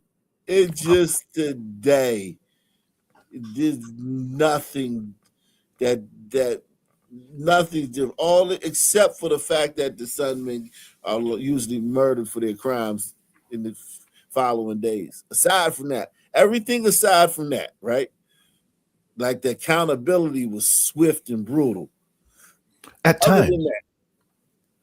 It wasn't always like that either, though. You know, the accountability was swift, and it was extrajudicial too. Was swift, brutal, and extrajudicial, but everything before it didn't deter Sun. Like none of these sons look deterred by like if you were gonna get lynched for doing shit like that. Sun men didn't seem like they were that was, which is scary, which is absolutely terrifying that even that wasn't a deterrent. If the threat of prison doesn't do it, the threat of possibly getting caught and maybe getting lynched won't do it either, you know? Just the hang on a second.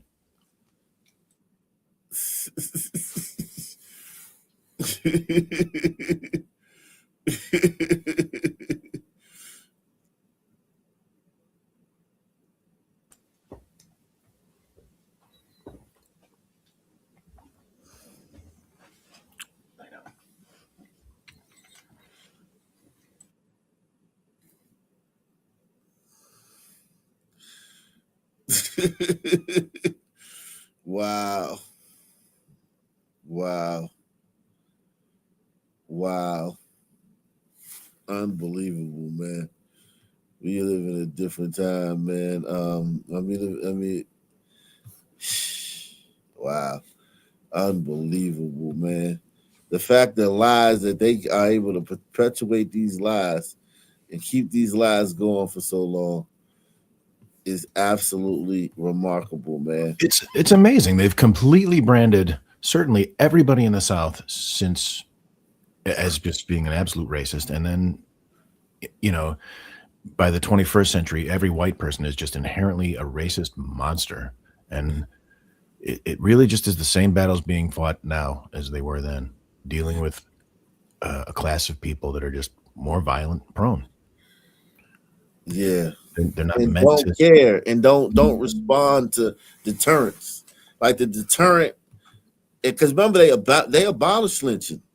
So it's like the deterrent, just like now, how we've weakened the laws or we've rolled back the laws, like that, because they don't respond to the deterrent, white people just abolish the deterrent. Well, it's also interesting that now, why were these lynchings happening? Is it because these people were so bloodthirsty and savage they just couldn't wait to shoot or string someone up? Or did they have no faith in the system to actually deliver justice? Were these lynchings because they knew that this guy's going to go to court, there's going to be some defense, he probably won't get convicted, or were they just bloodthirsty racists? I could see it being a mix of the two. I could see it being like, well, when slavery is over, right? Remember, so a lot of these people were alive. This is 1883, the Yazoo City Massacre. So this is a lot of people are alive from slavery. So they're used to these people, not all of them, because there were a lot of freedmen, but they're used to the slave class being made up of these people, right? And they're used to these people being subordinate to a certain degree. And they were freed, and like they just instantly start like, they don't like ease into it. They just instantly start like wilding out and being like, They were also given a little more self-determination and stuff after the Civil War too. The carpetbagger Republicans of the South, giving jobs and patronage to Negroes that went against the grain. Yeah, exactly. So it's I can see there being some saying like jealousy towards sons, but sons incurring that jealousy with their behavior. And I could definitely see, I'm not saying these white people are perfect. A lot of these white people, everybody back then knew their way around a gun. Like, it wasn't like having a gun was something like now, you know what I mean? It was like everybody had a gun, you know what I mean? So it's like, but sons would murder you. Like, white people can have guns and not murder you. Sons really can't have guns and not murder you. You know what I mean? Sons really don't do guns well and not murder you. Yeah. The numbers bear that out. Yeah, so yeah, unfortunately, man. Wow. What a how crazy is that, man, huh? This is a revelation, man. And we've seen a lot. For it to be a revelation, as much as we've seen, is absolutely insane. Great show, man. Great show, man. Great show. Holy shit. Hey, you want to take a look at a 45-second video? Yeah, go ahead. I'm going to drop something in the chat. I like to do comedy videos, and sometimes you make a video for the kids. Okay. This one's less than a minute long. If you look into the back chat. Oh, it's in there. Okay. I want to share this with the nation. I think they might enjoy it. Let's see. Okay, I got you. Look at a familiar children's story that I think we all grew up in. Wow. I might have to show this to my daughter, man. You might. Story. Let's see. Once upon a time, there was a little train engine that had to pull a long, heavy train over a very steep hill. Pulling with all his might, the little engine started his climb, all the while repeating to himself, I think I can. I think I can. The little engine with the big heart tugged and strained, determined not to quit. Oh no, his little wheels are slipping on the tracks. It looks like Chugga Choo Choo might not make it. Come on, everybody, let's help him. We think you can. We think you can. That's it. Almost there. Everyone. When the courageous little engine saw the top of the hill, he knew nothing could stop him from delivering his cargo now. I know I can. I know I can. And he did. The little engine pulled into the station, proud that he could do what all the big trains couldn't. I knew I could. I want to do this every day. Hey, I hope you never forget this video. This is just a little 10-second. Something for the kids, you know? Something for the kids. It's too bad Fisherman isn't here to see that. Yeah, man. It's a little train that could. Fucking crazy, man. Same black time, same black channel, man. Thanks, Ock. Check out my channel, y'all. Yeah, Night. check out Jimmy.